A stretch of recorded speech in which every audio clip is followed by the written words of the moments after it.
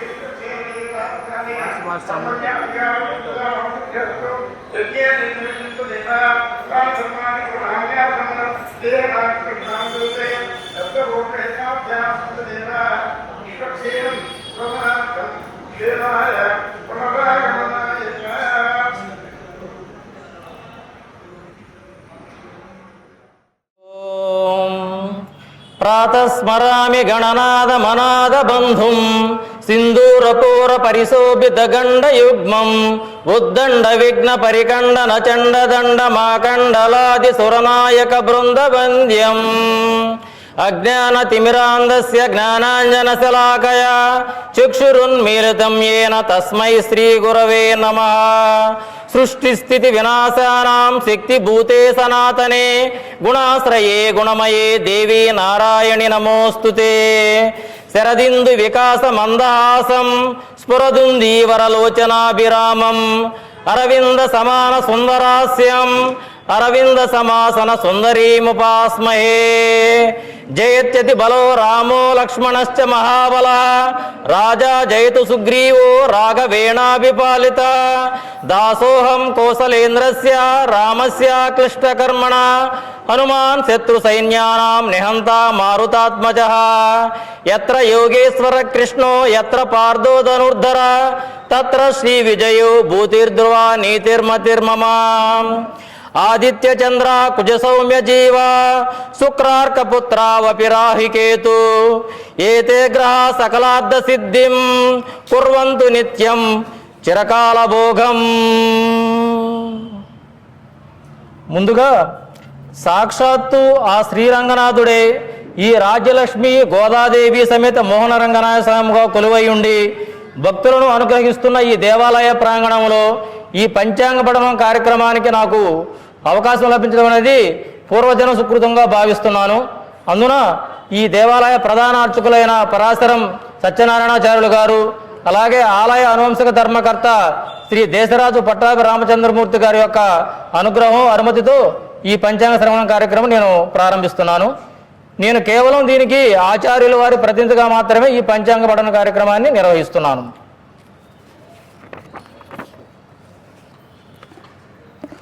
ఉగాది, మనకి ఈ ఉగాదిని ఉగాది అని కూడా పిలుస్తాము.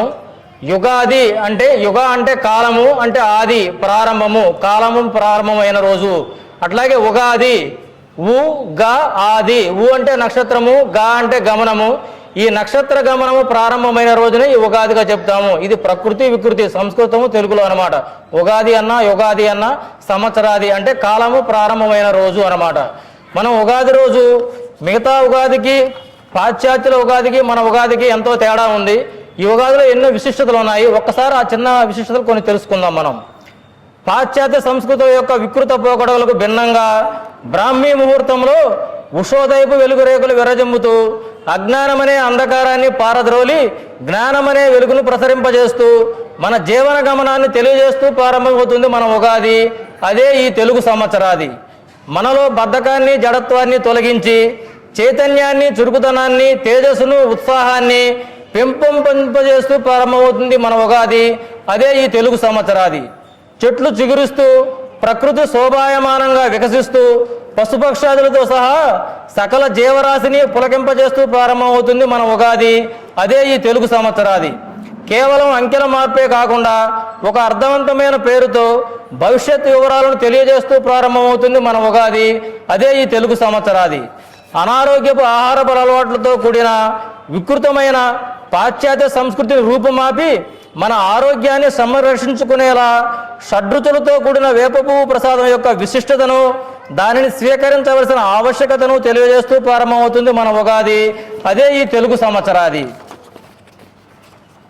చక్కని నిర్ణయాలతో ఈ సంవత్సరం మనం నిర్వహించే అన్ని కార్యక్రమాలలో విజయం సాధించడానికి, భవిష్యత్ కార్యాచరణ రూపొందించుకోవడానికి, తగిన ప్రణాళికలు సిద్ధం చేసుకోవడానికి అనుకూలమైన శుభగడియలు, విధానాలు పంచాంగ పఠనం ద్వారా, శ్రవణం ద్వారా తెలియజేస్తూ ప్రారంభమవుతుంది మన ఉగాది. అదే ఈ తెలుగు సంవత్సరాది. సత్యద్రష్టలైన మన ఋషులు మనకు అందించిన సంస్కృతి, సాంప్రదాయాలు, ఆచార వ్యవహారాలు ఆరోగ్యపరమైన, ఆర్థికపరమైన, ఆధ్యాత్మికపరమైన, వైజ్ఞానికపరమైనటువంటి విశిష్టమైన రహస్యాలను తెలియజేస్తూ ప్రారంభమవుతుంది మన ఉగాది. అదే ఈ తెలుగు సంవత్సరాది. పవిత్రమైన భావనలతో ఆధ్యాత్మికతను పెంపొందింపజేస్తూ దేవతార్చనతో, దేవాలయ సందర్శనంతో ప్రారంభమవుతుంది మన ఉగాది. అదే ఈ తెలుగు సంవత్సరాది. అర్థవంతమైన, సంస్కారవంతమైన మరియు ప్రకృతితో ముడిపడి కాలానుగుణంగా మన జీవన విధానాన్ని తెలియజేస్తూ మన జీవన ఉన్నతికి దోహదపడే ఈ సంస్కృతి సాంప్రదాయాల పట్ల పాశ్చాత్యులు సైతము ఆకర్షింపబడి ఆచరణ మార్గంలోకి వస్తున్న విధానాన్ని మనం అందరం కూడా గమనించి వీటిని మరింత ఆదర్శవంతంగా, వైభవంగా ఆచరింపజేస్తూ మన భవిష్యత్ తరాలకు అందజేయగలవాలని ఆశిస్తూ ఈ పంచాంగ పఠనం ప్రారంభిస్తున్నాను. అట్లాగే ఈ నూతన సంవత్సరం మన కాలము, ఈ నూతన సంవత్సరం రోజు మనం కొన్ని కార్యక్రమాలు చేయవలసినవి ఉంటాయి.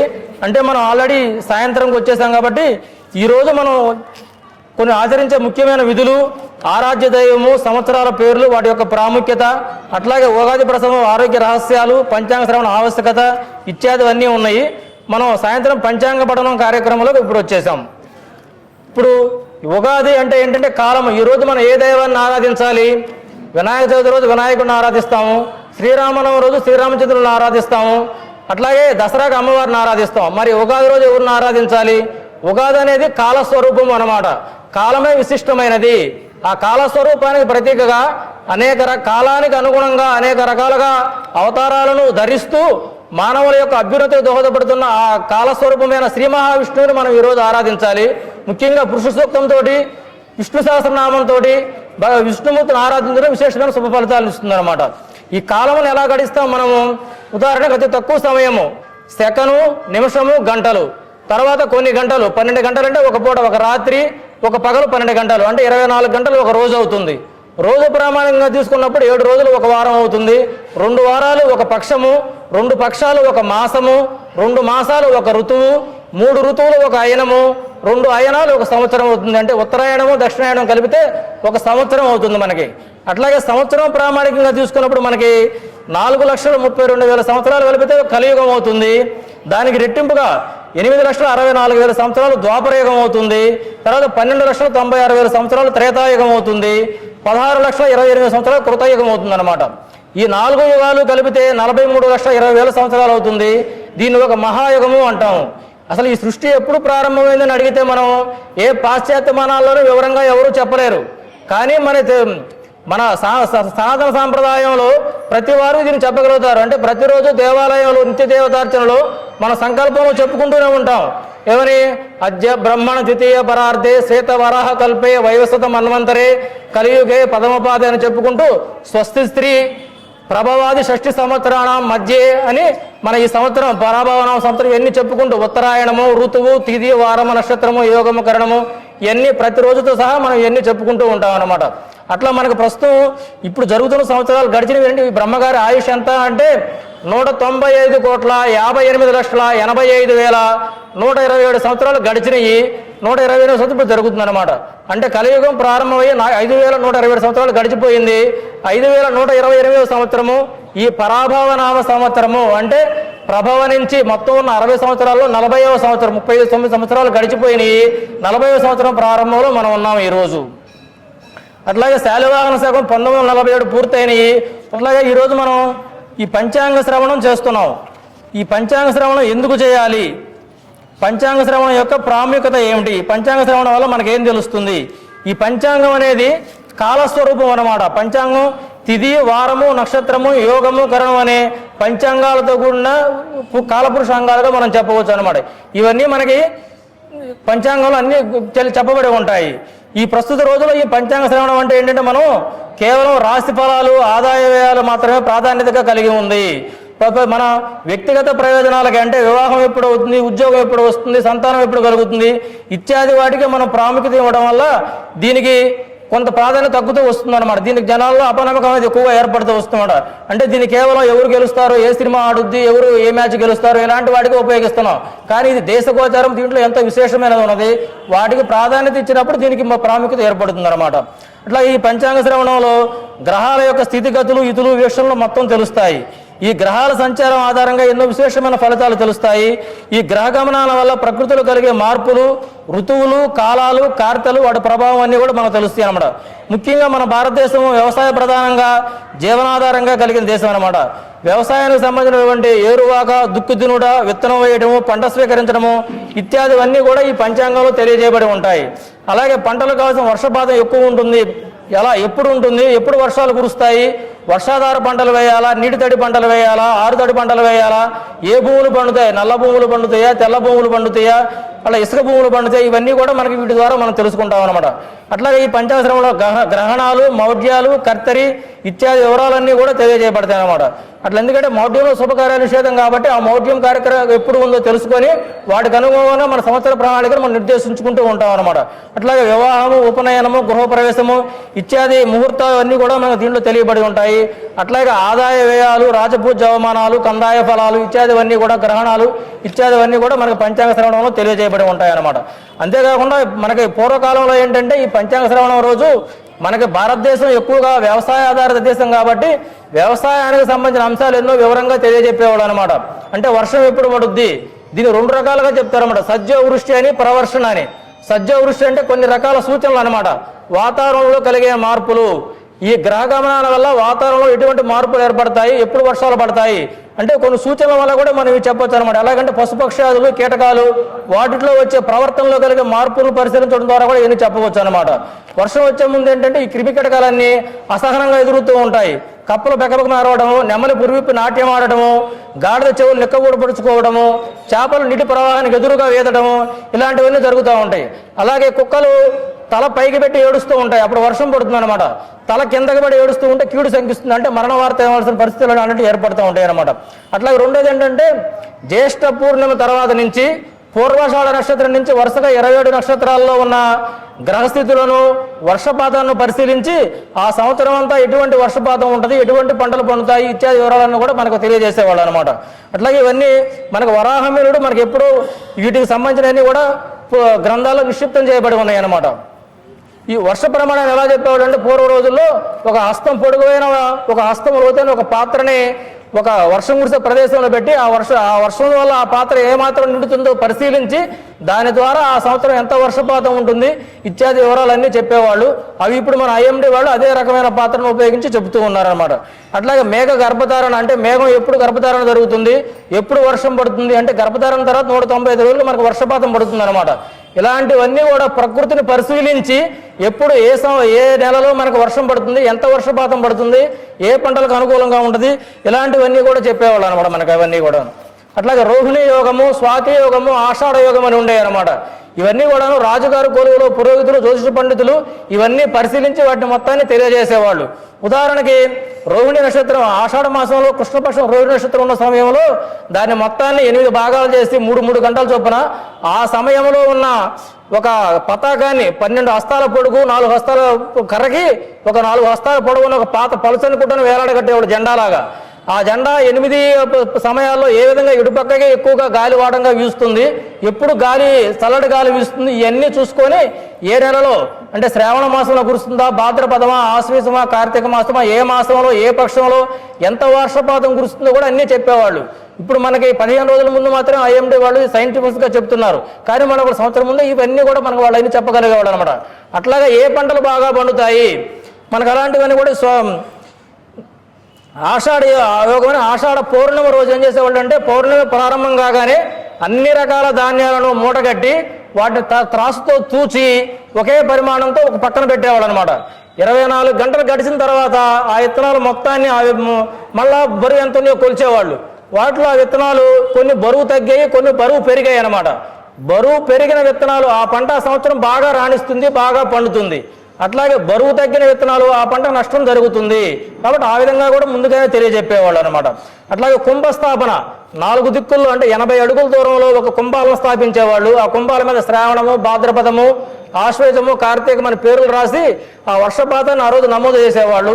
ఏ కుండలో ఎక్కువ వర్షపాతం వచ్చిందో చూసి దాని ప్రకారంగా ఎంత పూర్ణ వర్షపాతమా, అల్ప వర్షపాతమా ఇవన్నీ కూడా వివరాలు తెలియజెప్పేవాళ్ళు అనమాట. అలా పంచాంగ శ్రవణం రోజు ఇలాంటి విషయాలన్నీ వివరంగా బాగా తెలియజేసేవాళ్ళు. కాబట్టి అంతేకాకుండా ఇవన్నీ కూడా మన జానపదులు మనం ఎక్కువగా చెప్పుకునే కొన్ని సూక్తులు ఉంటాయి అన్నమాట. వాటిలో జానపద వల్ల ఇవన్నీ చెప్పబడుతూ ఉన్నాయి. అంటే కార్తెలు, సూర్యుడు ఒక్కొక్క రాశి నక్షత్రంలో ప్రవేశించే సమయాన్ని కార్తెగా చెప్తారు. ఆ కార్తెలను అనుసరించి ఎటువంటి వర్షపాతం ఉండేదో కూడా చెప్పేవాళ్ళు అనమాట. ఇవన్నీ కూడాను అశ్విని కురిస్తే అంతా నష్టము, అంటే అశ్విని కార్తెలు కనుక వర్షం పడిందంటే అంతా నష్టం జరుగుతుంది అనమాట. అశ్విని నష్టంలో వర్షం కురవకూడదని అనమాట. అట్లాగే కార్తె ముందు ఉరిమ కార్యం చెడుతుందని చెప్పేవాళ్ళు. భరణి కురిస్తే ధరణి పండుతుంది. భరణి కార్తెలు కనుక వర్షం పండితే ధరణి అంతా పులకరించిపోతుంది, ఆ సంవత్సరం పంటలన్నీ బాగా పండుతాయని చెప్పేవాళ్ళు అనమాట. అట్లాగే కుత్తెగలు ఉండవు. కృత్తిలో కనుక వర్షం పడితే కుత్తెగ కూడా నిండదన్నమాట. అంటే దాహార్తిని తీర్చే వర్షపాతం కూడా ఉండదని చెప్పేవాళ్ళు అనమాట. మృగశిర కురిస్తే ముసలెత్తి కూడా రంకె వేస్తుంది. అంటే మృగశిరలో వర్షపాతం పడితే బాగా పంటలు పండుతాయి, ముసలెత్తి కూడా వ్యవసాయానికి రెడీ అయి ఉంటుంది అనమాట దానికోసమని. అట్లాగే 6 కార్తెలు పోతే ఆరుద్ర కార్తె అంటారు. ఆరుద్ర కార్తెలు కనుక వర్షపాతం పడితే 6 కాల పంటలు, అన్ని రకాల పంటలు బాగా పండుతాయని చెప్పేవాళ్ళు అనమాట ఆరుద్ర కార్తెలో వర్షం పడితే. అట్లాగే పునర్వసు పుష్యాలకు పూరేడు అడుగైనా తడవదు, అంటే కౌసు పెట్టి అడుగు కూడా నీళ్లు పడి తడవదు అనమాట. అంటే వర్షపాతం అంత బాగా ఉండదని. ఆశ్లేషాలు అడుగు చినుకు పడ్డా కానీ అడిగినన్ని ఒడ్లు అనమాట. ఆశ్లేష కార్తెలు కనుక వర్షం పడితే కావాల్సినంత ధాన్యం పండుతుంది అని దాని అర్థం అనమాట. అట్లాగే మగాపుబ్బ కార్తెలు కనుక వరుపు అయితే వర్షం పడకపోతే మనకెంత క్షామము, అంటే దరిద్రము, కరువు కాటకాలు వస్తాయి అనమాట. ఉత్తర ఉరిమిన త్రాతు చర్మిన కురవక కరవక మానవు, అంటే ఉత్తర కార్తెలు కనుక ఉరిమిందనుకోండి ఖచ్చితంగా కురుస్తుందని తెలిసేదనమాట. అంటే ఏంటి, అట్లాగే త్రాచు తరిమిన కరవక మానదు. త్రాచుభాగం కనుక ఎమ్మడబడింది అనుకోండి కరవకుండా మానదనమాట. అందుకని ఉత్తర ఊరిమిన త్రాచు తరిమిన కురవక కరవక మానవని వాళ్ళు చెప్పేవాళ్ళు అనమాట దాంట్లో. అట్లాగే హస్త ఆదివారం వచ్చిన చచ్చడంత వాన, అంటే హస్త కార్తెలు కనుక ఆదివారం వస్తే వాన బాగా కురుస్తుంది అనమాట. అన్ని కార్తెలు తప్పినా హస్త కార్తె తప్పదు అని చెప్తారనమాట. చిత్త కూస్తే చింతకు కాయనం. స్వాతిలో వర్షము చేనుకు హర్షము, అంటే స్వాతిలో కనుక వర్షం పడితే వరుసగా 3 కార్తెలు వర్షపాతం బాగా ఉంటుందన్నమాట. అట్లా విశాఖతో మబ్బులు మజ్జిగతో భోజనం సరే అంటారన్నమాట. అనురాధలో కనుక తడిస్తే మనోరాగాలు మాయమవుతాయి. అనురాధ కార్తెలో పడే వర్షంలో కనుక మన తల కనుక తడిస్తే అనేక రకాల మనోరోగాలు అన్నీ కూడా పోతాయి అన్నమాట. జ్యేష్ఠకు చెడకురిను మురగ కురిను అంటారన్నమాట. అంటే అవి బాగా మురగ కురుస్తాయి అన్నమాట. అట్లాగే రేవతి వర్షం రమణీయము. రేవతి కార్తెలు కనుక వర్షం పడితే ఎంతో రమణీయంగా ఉంటుంది, ఆహ్లాదంగా ఉంటుంది, అన్ని పంటలు బాగా పండుతాయి అని మనవాడు చెప్పేవాళ్ళు. అంటే ఎటువంటి సాంకేతిక పరిజ్ఞానం లేని ఆ రోజుల్లో కూడా కేవలం ప్రకృతిని గ్రహ గమనాలను పరిశీలించడం ద్వారా ఏ పంటలు మనం బాగా పండించుకోవచ్చు, ఏ పంటలు బాగా పండుతాయని మన జీవన విధానానికి అవసరం అన్ని రకాల వివరాలు తెలియజేసేవాళ్ళు అనమాట. అంతే, అలాంటి పంచాంగ శ్రవణం మనం ప్రారంభించుకున్నాం.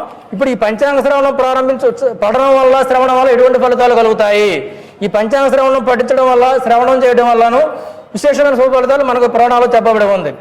శ్రీ కళ్యాణ గుణావహం రిపుహరం దుస్వప్న దోషాపహం గంగా స్నాన విశేష పుణ్యఫలదం గోదానతుల్యం రుణాం ఆయుర్బుద్ధిద ముత్తదం స్వర్గరం సంతాన సంపత్ప్రదం నానాకర్మ సుసాధనం సముచితం పంచాంగమాకర్ణ్యతాం. శ్రీ కళ్యాణ గుణావహం. స్త్రీ అంటే శుభములను, శ్రేయస్సును, సంపదలను ఇచ్చినది. ఈ స్త్రీ అనే పదాన్ని పోతన గారు భాగవతం రచించేటప్పుడు మొట్టమొదటగా శ్రీ కైవల్య పదము పొందుడకై, అంటే ఈ భాగవతాన్ని ఎందుకు రచిస్తున్నాను, శ్రీ కైవల్య పదము పొందుడకు.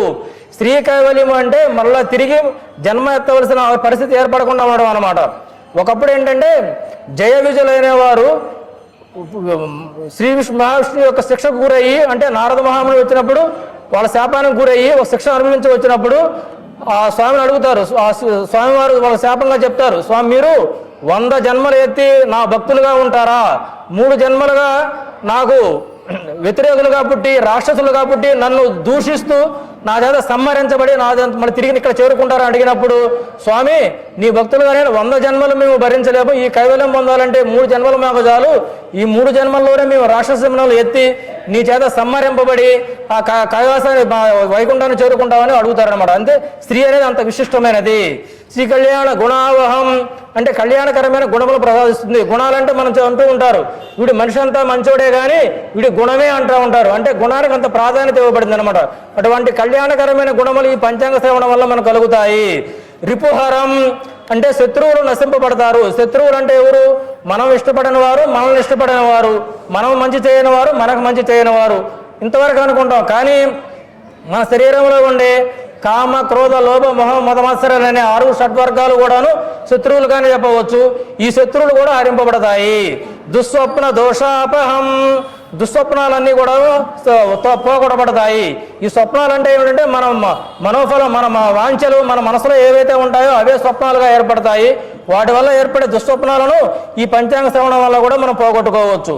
గంగా స్నాన విశేష పుణ్య ఫలదం గంగా నదిలో స్నానం అంటే ఒక గ్రహణ కాలంలో అభిజిత్ లగ్నంలో మణికర్ణికా ఘట్టంలో గంగా స్నానం ఆచరిస్తే ఎటువంటి ఫలితం వస్తుందో ఈ పంచాంగ శ్రవణం వల్ల కూడా అలాంటి ఫలితమే వస్తుంది. గోదానతుల్యం రుణాం అంటే గోదానం చేయడం వల్ల ఎంత ఫలితం వస్తుందో అటువంటి ఫలితం కూడా వస్తుంది.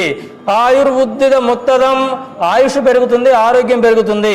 శుభకరం సంతాన సంపత్ప్రదం శుభకరమైన సంతానాన్ని ప్రసాదిస్తుంది. కేవలం సంతానం ఇవ్వడమే కాకుండా ఆ సంతానం వల్ల మనకు మంచి కూడా జరుగుతుంది. శుభకరమైన సంతానాన్ని ప్రసాదిస్తుంది. నానాకర్మ సుసాధనం సముచితమైన అనేక రకమైన కార్యక్రమాలు నిర్వహించడంలో మనకి సాధనకు ఉపయోగపడుతుంది. ఆ కార్యక్రమాల్లో మనం విజయం పొందడానికి ఈ పంచాంగ శ్రవణం ఉపయోగపడుతుంది. పంచాంగమాకర్ణ్యత ఈ పంచాంగ శ్రవణాన్ని ఈ చెవుల ద్వారా వినడం వల్ల ఇటువంటి శుభ ఫలితాలన్నీ కూడా మనం పొందుతాము. ఈ పంచాంగంలో మనకేముంది? తిథి, వారము, నక్షత్రము, యోగకరం ఇత్యాది వివరాలు. వాటి వల్ల ఏం ప్రయోజనాలు వస్తాయి? తిదేచ్ఛ శ్రియం ఆప్నోతి వారాదాయుష్యవర్ధనం నక్షత్ర ధరతే పాపం యోగా ద్రోగ నివారణం కరణాత్ కార్య సిద్ధిచ్చ పంచాంగ ఫలముత్తమం కాల విత్కర్మ కృద్ధీమాన్. ఉదాహరణ శతభిష నక్షత్రము. ఆ శతభిష నక్షత్ర యోగంలో మనకేంటంటే అనారోగ్యానికి సంబంధించిన ఏవైనా పరిహారాలు చేసుకోవడం కానీ వైద్యుని సంప్రదించడం ద్వారా మన శరీరంలో ఉన్న అనేక రోగాలన్నిటికీ సరైన నివారణ జరుగుతుంది. అంటే మంచి వైద్యం జరుగుతుంది. ఏదైనా రోగ నివారణ ఉంటే రోగం చక్కగా అంటే డయాగ్నోసిస్ అవుతుంది. రోగం ఏదో నిర్ధారించలేని పరిస్థితుల్లో ఆ రోజు మనం కనుక రోగం నివారణ కోసం వెళ్ళినట్టయితే మంచి ఫలితాలు మనం పొందుతాం అన్నమాట. అంతేకాకుండా కాల విత్కర్మ కృద్ధీమాన్ కాలానుగుణంగా కర్మలు నిర్వర్తించేవాడికి ఈ తిథి, వారము, నక్షత్రము, యోగం ఉపయోగించు కాలానుగుణంగా కర్మలు నిర్వహించేవాడికి ఖచ్చితంగా దేవతానుగ్రహం లభిస్తుంది. అట్లాగే ఈ పంచాంగ శ్రవణంలో మనం నవగ్రహాలను స్మరించుకుంటూ ఉంటాం. ఆ నవగ్రహాలను స్మరించుకోవడం వల్ల కూడా ఫలితాలు లభిస్తాయి. నవగ్రహాలు కూడా రవిని మనం స్మరించుకోవడం వల్ల శౌర్యము, తేజస్సు, ధైర్యము చేకూరుతుంది. చంద్రుని స్మరించుకోవడం వల్ల ఇంద్ర సమానమైన వైభవము, స్థితి, హోదా కలుగుతుంది. కుజుడిని స్మరించుకోవడం వల్ల సర్వమంగళ శుభకార్యాలు, శుభాలు ఏర్పడతాయి. బుధుడిని స్మరించుకోవడం వల్ల బుద్ధి వికాసము, తెలివితేటలు కలుగుతాయి. గురువుని స్మరించుకోవడం వల్ల జ్ఞానము, మంచి గుణములు కలుగుతాయి. శుక్రుని స్మరించుకోవడం వల్ల ఆనందము, సౌఖ్యము, ఓదార్పు కలుగుతుంది. శనిని స్మరించుకోవడం వల్ల దుఃఖాలు, అడ్డంకులు తొలగిపోతాయి. రాహువును స్మరించుకోవడం వల్ల ప్రజాదరణ కలుగుతుంది. కేతువును స్మరించుకోవడం వల్ల గుర్తింపు, ప్రాముఖ్యత, మోక్షము ఇవన్నీ కూడా లభిస్తాయి అన్నమాట. అంతేకాదు ఈ గ్రహాలను మనం ఎందుకు స్మరించుకోవాలి? ఈ గ్రహాలు ఏం చేస్తాయి? ఈ గ్రహాలన్నీ కూడా భగవంతుని యొక్క అనుగ్రహంతో మనం ఎన్ని తమ కార్యాలు నిర్వర్తిస్తూ ఉంటాయన్నమాట. ఈ గ్రహాలు రోజు వాటి దేవదేవుడైన శ్రీరంగ సంవత ఏం చేస్తూ ఉంటాయి? సూర్యేంద్ర భౌమ బుధవాగ్పది కావ్య సౌరీ స్వర్భానుకేతు దివిషత్ పరిషత్ ప్రధాన త్వద్దాస దాస చరమావతి దాస దాస శ్రీ వెంకటేశ చరణౌ శరణం ప్రపత్యే. అంటే ఆ శ్రీ వెంకటేశ్వర స్వామి యొక్క దాసులకు, దాసదాసులకు వాళ్ళందరికీ కూడా కావాల్సినవన్నీ కూడా సమకూర్చి పెడుతూ ఉంటాయి. వాళ్ళ యోగక్షేమాలన్నీ కూడా ఈ నవగ్రహాలు తమ ఆధిపత్యం ఉన్న అంశాలన్నింటినీ కూడా మనకి చేకూరుస్తూ ఉంటాయి అన్నమాట. అంటే ఈ వీళ్ళకి ఏంటంటే ప్రతి సంవత్సరము మనకి ఎలా ఒక ప్రభుత్వం అయితే ఉంటుందో దానికి 5 సంవత్సరాల కోసం ఎలక్షన్లు జరిగి ఒక మంత్రి, ముఖ్యమంత్రి ఇలా శాఖలు ఏ విధంగా ఏర్పరుస్తూ ఉంటాయో ఇలాగా ఈ నవగ్రహాలకి కూడాను ప్రతి సంవత్సరం కొన్ని ఆధిపత్యాలు అంటే నవనాయకులు అంటారు, కొన్ని ఆధిపత్యాలు ఇస్తారు. అట్లాగే ఉపనాయకులు మొత్తంగా 30 ఆధిపత్యాలు ఉంటాయి. నాయకులు, నవనాయకులు అని. అట్లాగే ఈ సంవత్సరం మనకి మొత్తం 9 మందిలో 7 శుభులయ్యారు, 2 పాపులయ్యారు. ఉపనాయకులు 21 మందిలో 16 మంది శుభులయ్యారు, 5 పాపులయ్యారు. మొత్తంగా బాగానే ఉంది. అలాగే ఈ సంవత్సరం మనం ఈ పరాభవ నామ సంవత్సరం అనగానే అందరిలోనూ పరాభవం అనే భావం కలిగి ఉంది. పరాభావము కాదు, ఇది పరాభావము. పర అంటే ఆది పరాశక్తి, అట్లాగే జ్ఞానము విశిష్టమైనది, శక్తి, శాంతి అనే రకరకాల అర్థాలు ఉన్నాయన్నమాట. అంటే మన మనసులో విశిష్టమైన జ్ఞానము, శక్తి, శాంతి ఇవన్నీ కూడా భావము, పరాభావము, పుట్టుక అనమాట. పుట్టాలి అని, పుడతాయి అని కూడా దీని భావము అనమాట. అంటే భవుడు అంటే పరమేశ్వరుడు, పర అంటే పార్వతీదేవి, సాక్షాత్ పార్వతీ పరమేశ్వరులు కూడాను ఇది మనం అన్వయించుకొని చెప్పుకోవచ్చు. వారి అనుగ్రహంతో ఈ సంవత్సరం అంటే వాళ్ళు ఎలా ఏ విధంగా ఉంటారు? వాగర్ధావివ సంప్రక్తౌ వాగార్ధ ప్రతిపత్తయే జగదగ పితరౌ వందే పార్వతీ పరమేశ్వరం. ఈ విధంగా పార్వతీ పరమేశ్వరులు మనని వారిద్దరూ అన్యోన్య దాంపత్యంతో అందరినీ కాచి కాపాడతారు. అట్లాగే ఈ సంవత్సరాలను ప్రభవాదిగా ఉన్న ఈ 60 సంవత్సరాలు కూడాను వైష్ణవ మాయ, అంటే వైష్ణవ మాయ చేత నారదుడికి కలిగిన సంతానంగా కూడా చెప్పవచ్చు. ఒకానొకప్పుడు నారద మహర్షి నా అంత భక్తుడు లేడు అని చెప్పుకు విరవీగుతున్న సమయంలో శ్రీ మహావిష్ణువు యొక్క మాయ చేత 60 సంతానం కలిగి వారందరూ చనిపోయినప్పుడు శ్రీ మహావిష్ణువు నారద మహర్షికి ఈ 60 మంది పేర్లు ఈ తెలుగు సంవత్సరాల పేర్లుగా మనుగడలో ఉంటాయి అని తెలియజేశారనమాట. అట్లాగే ఈ 60 సంవత్సరాలు కూడా విశిష్టత ఏంటంటే మనకి ఈ 3 భాగాలుగా ఉన్నాయి. 60 సంవత్సరాల్లో మొదటి 20 సంవత్సరాలు బ్రహ్మ ఆధిపత్యంలో ఉంటాయి, బ్రహ్మీ వింశతి అంటారన్నమాట. తర్వాత 20 సంవత్సరాలు వైష్ణవ వింశతి, విష్ణువు యొక్క అంశ ఆధీనంలో ఉంటాయన్నమాట. తర్వాత 20 సంవత్సరాలు రౌద్రో వింశతి అంటారు, అంటే పరమేశ్వరుని యొక్క ఆధీనంలో ఉంటాయి. మొదట మనకి ప్రభవ అనే సంవత్సరంతో ప్రారంభమవుతుంది, వ్యయ అనే సంవత్సరం 20వ సంవత్సరం అవుతుంది. మొదటి ప్రభవ నుంచి వ్యయ వరకు, ప్రభవ అంటే పుట్టుక, వ్యయం అంటే వ్యయము, ఇది బ్రహ్మ ఆధీనంలో ఉంటుంది.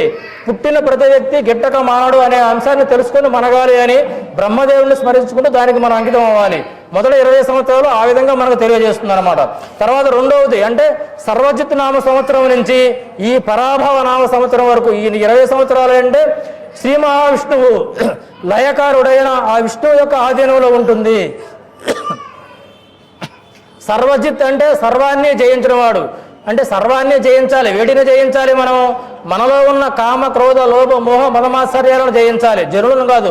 ఆ రాష్ట్రాన్ని, ఆ రాజ్యాన్ని, వాళ్ళని వీళ్ళని జయించుతామని మనం తాపత్రయపడితే మనకు చివరిలో అంటే పరాభావము తప్పదు. అటువంటి వారికి పరాభావం తప్పదు అనమాట. అలా తర్వాత ప్లవంగనామ సంవత్సరము 41వ సంవత్సరం అవుతుంది. అక్షయనామ సంవత్సరం 60వ సంవత్సరం అవుతుంది.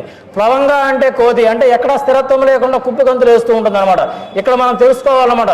40 సంవత్సరాలు దాటిన ప్రతి వ్యక్తి కూడాను అక్కడి నుంచి రౌద్ర అంశతో, పరమేశ్వరుడు అంటే జ్ఞాన ప్రతీక, జ్ఞానాన్ని కొనియాడుతూ జ్ఞానాన్ని పెంపొందింపజేసుకుంటూ ఒక చోట స్థిమితంగా ఉంటూ మన జ్ఞానాన్ని పెంపొందించుకోవాలి, అది కావాలి ఇది కావాలి అని ఆశల కోసం వెంపర్లాడకుండా జ్ఞానాన్ని వృద్ధి చేసుకొని పరమేశ్వర అంశతో ఉండి దీనిని మనం అక్షయం చేసుకోవాలి. దానికోసమే మనకి ప్లవంగనామ సంవత్సరం నుంచి అక్షయనామ సంవత్సరం వరకు పరమేశ్వరుని యొక్క ఆధీనంలో ఉంటుంది అన్నమాట.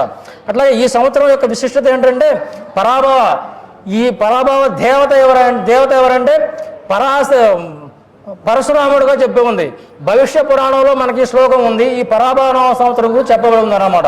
పరాభవాహ్వయం వందే నర్యాపసతముదర్శితం ఉత్తుంగ తురగారూఢం పరశూజ్వలపాణికం.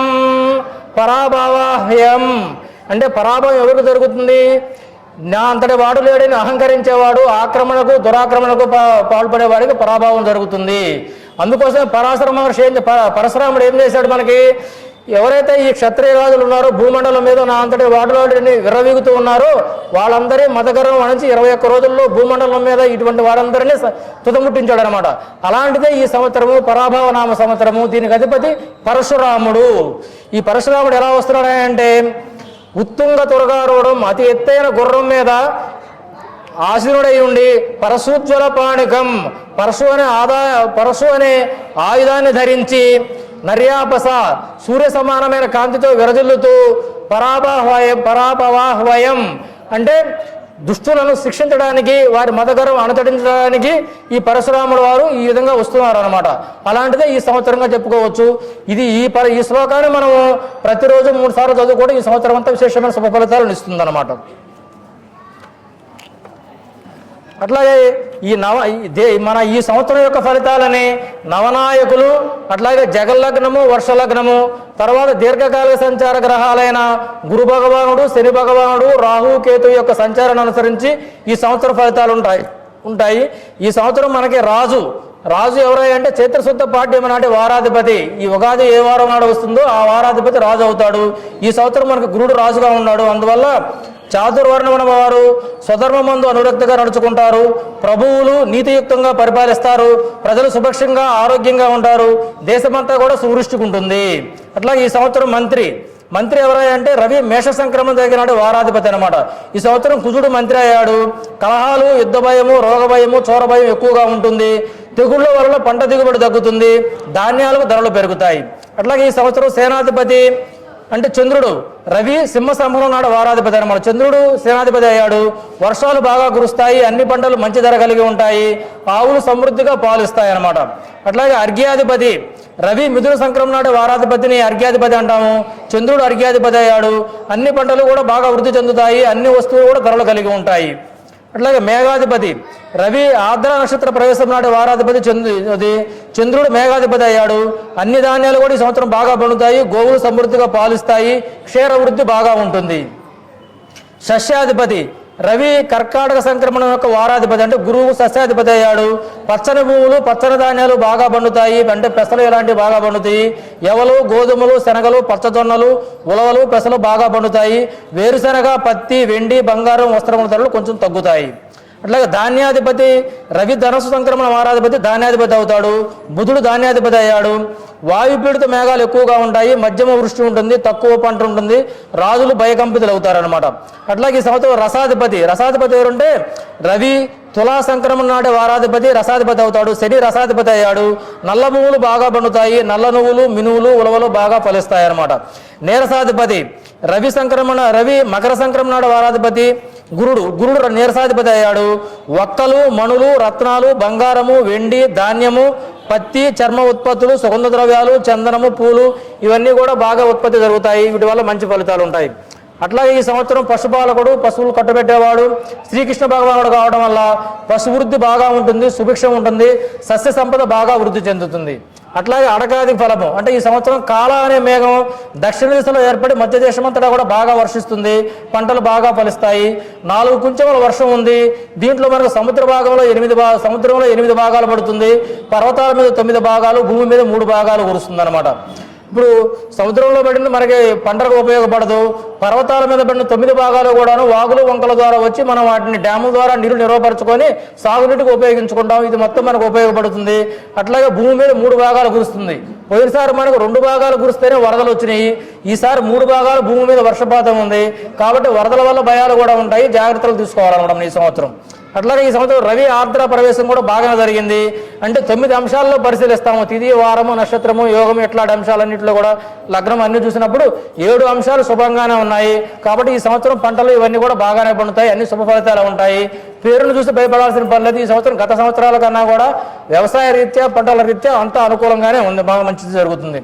అట్లాగే దీర్ఘ సంచార గ్రహాలు అంటే ఈ సంవత్సరం గురు భగవానుడు ప్రస్తుతం మిథున రాశిలో ఉన్నాడు. 31/5/2026 వరకు మిథున రాశిలోనే ఉంటాడు. తదుపరి 1/6/2026 నుంచి 31/10/2026 వరకు కర్కాటక రాశిలోను, తర్వాత అతిచారంలో 31/10/2026 నుంచి 24/1/2027 వరకు సింహరాశిలోకి అతిచారంలో సంచరిస్తాడు. తిరిగి మళ్ళీ వచ్చి కర్కాటక రాశిలో ఉంటాడు. అంటే 3 రాశుల్లో సంచరిస్తూ ఉంటాడు. ఇక్కడ విశేషంగా చెప్పేది ఏంటంటే గురుడు 3 రాశుల్లో సంచరించేటప్పుడు 7 కోట్ల మరణాలు జరుగుతాయని ఒక చోట రాసి ఉంది. అంటే అది మరణంగా భావించకూడదు. మన శాస్త్రాల్లో మరణం అనేది ఎక్కడ చెప్పలేదు. మరణ తుల్యత అని చెప్పబడి ఉంది. కొంతమందికే మరణం జరగవచ్చు. ఉదాహరణకు అక్కడ మన గల్ఫ్లో యుద్ధం జరుగుతుందంటే చాలా మంది బాధపడుతున్నారు. చనిపోయిన వారే కాకుండా ఆ పక్కన ఉన్నవారు కావచ్చు, ఆ దేశాలలో నివసించేవారు, చుట్టుపక్కల అందరికీ కూడా మరణతుల్యమైన భయం కలుగుతుంది. మరణం అంటే పాతకాలంలో ఏంటి, ఒక రాజు మరణం అంటే ఏంటి, వాడు పోడుకుంటే చనిపోయినట్టే లెక్క అనమాట. అట్లాగా రాజుని ఎవరైనా పరాభవిస్తే వాడు చనిపోయినట్టే లెక్క. ఆ రాజును మరణ శిక్షించాలంటే గుండు చేయించి వదిలిపెట్టేవాడు, తలనీలాలు తీసేసి, అంటే వాడు చనిపోయినట్టే లెక్క. రుక్మి అప్పుడు శ్రీకృష్ణ భగవాన్ రుక్మి కూడా తల ముండనం చేస్తాడు, అంటే వాడు చనిపోయినట్లు లెక్క అనమాట. అంటే అలాంటిది మరణ తుల్యత మాత్రమే చెప్పబడింది. 7 కోట్ల మంది చనిపోతారని కాదు, మరణ తుల్యమైన బాధను అనుభవిస్తారుగా మనం భావించవచ్చు అనమాట. అట్లా ఈ సంవత్సరం శని భగవానుడి సంవత్సరం అంతా కూడాను మీనరాశిలోనే సంచరిస్తున్నాడు. ఇది జలతత్వ రాశి కావడం వల్ల జలాలకు సంబంధించిన మనకి ఉపద్రవాలు, ప్రళయాలు ఎలాంటివి ఏర్పడవచ్చు. ముఖ్యంగా మనకి ప్రస్తుతం కుజరాహువుల కలయిక వల్ల ఈ గల్ఫ్లో యుద్ధము, ఈ పేలుళ్ళు ఇవన్నీ సంభవిస్తూ ఉన్నాయి. తర్వాత ఒక ఏప్రిల్ 4 తర్వాత కుజుడు మీనరాశిలోకి వెళ్తాడు. అక్కడ జల ప్రళయాలు అంటే నౌకలు కావచ్చు, జల ఉత్పత్తులు కావచ్చు, సునామీలు కావచ్చు, సముద్రంలో భూకంపాలు కావచ్చు, ఇలాంటివి జరగడానికి ఎక్కువగా అవకాశం ఉంది ఏప్రిల్ తర్వాత నుంచి. ఈ మొత్తం కూడా మే 13 తర్వాత నుంచి వీటి మీద తగ్గుముఖం పడుతుంది. అంటే యుద్ధం తగ్గితేనే తగ్గుముఖం పట్టినట్టు కాదు, మనకు మానవ జీవన విధానానికి ఆటంకాలు తొలగిపోతాయి అన్నమాట కొంచెం మేర. ఇప్పుడు రష్యాలో యుక్రెయిన్ యుద్ధం జరుగుతుంది, మనకేం ఇబ్బంది రాదు మొదట్లో ఉంది, కానీ అలాగే యుద్ధాలు అనేవి ఇక కొనసాగుతూ ఉంటానే ఉంటాయి. కానీ వాటి వల్ల సామాన్య మానవులకు ఎటువంటి ఆటంకాలు జరగకుండా జీవన విధానం కొనసాగుతూ ఉంటుంది అన్నమాట. అలాంటి పరిస్థితి జరుగుతుంది. అట్లా ఈ సంవత్సరం రాహు డిసెంబర్ 5వ తేదీ వరకు కుంభరాశిలో ఉంటాడు.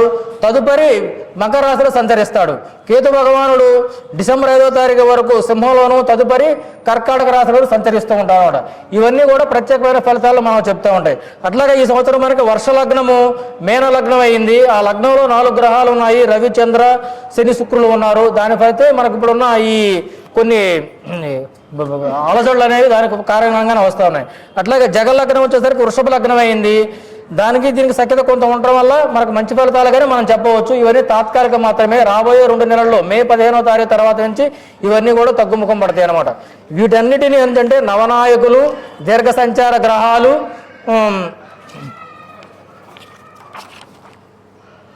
వర్షలగ్నము, జగల్లగ్నం, వీటన్నిటి ఆధారంగా ఈ సంవత్సరం ఉండే ముఖ్యమైన ఫలితాలు ఒకసారి వివరంగా తెలుసుకుందాం. కేంద్ర ప్రభుత్వంలోని పాలకులు సమర్థవంతంగా పనిచేస్తారు.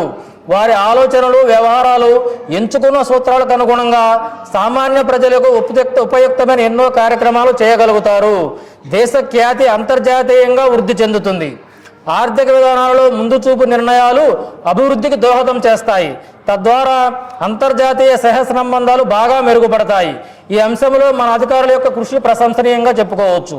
అట్లాగే కొన్ని రాజకీయ ఒడిదుడుకులు ఉన్నప్పటికీ కఠినమైన సంస్కరణలు అమలు చేయడంలో సఫలీకృతులవుతారు కేంద్ర ప్రభుత్వంలో. అట్లాగే కొన్ని రాష్ట్రాల అధినేతలకు, సంస్థల అధిపతులకు మార్పు, గర్వభంగము సూచిస్తుంది. పదవీచ్యుతులు కూడా అవే అవకాశాలు ఉన్నాయి రాష్ట్రాలలో, కొన్ని సంస్థలలో కూడాను. అట్లాగే విద్యారంగంలో ప్రగతి సాధిస్తారు. ఈ రంగంలో మేధావులు ఎక్కువగా ఉన్నప్పటికీ వారికి అంతర్జాతీయ స్థాయిలో తగిన ప్రోత్సాహం కల్పించడంలో కొంత వెనకంజబడి ఉంటాము. వాళ్ళకి మనం ప్రోత్సాహాలు ఇస్తే మంచి విజయాలను చవి చూడవచ్చు. ఈ సంవత్సరం అంతరిక్ష పరిశోధన రంగంలో ముందంజ వేస్తాము. క్రీడాకారులు, కళాకారులు విజయాలు సాధించడంలో గణనీయమైన ప్రగతిని కనబరుస్తారు. శత్రు దేశాలకు, దేశంలోని ఉగ్రవాదులకు వారికి సహకారం అందించే వాళ్ళందరికీ కూడా ఈ సంవత్సరం తగిన గుణపాఠం చెప్తారు. కేంద్ర వాణిజ్య రంగం అంతర్జాతీయ స్థాయిలో ప్రశంసలు అందుకుంటుంది. మంచి వృద్ధి చోటు చేసుకుంటుంది. స్పెక్యులేషను, షేర్ మార్కెట్ వంటి ఆర్థిక అంశాలలో ఒడిదుడుకులు ఎదురైనప్పటికీ కొన్ని సంస్కరణలతో వాటిని గాడిలో పెట్టడం జరుగుతుంది.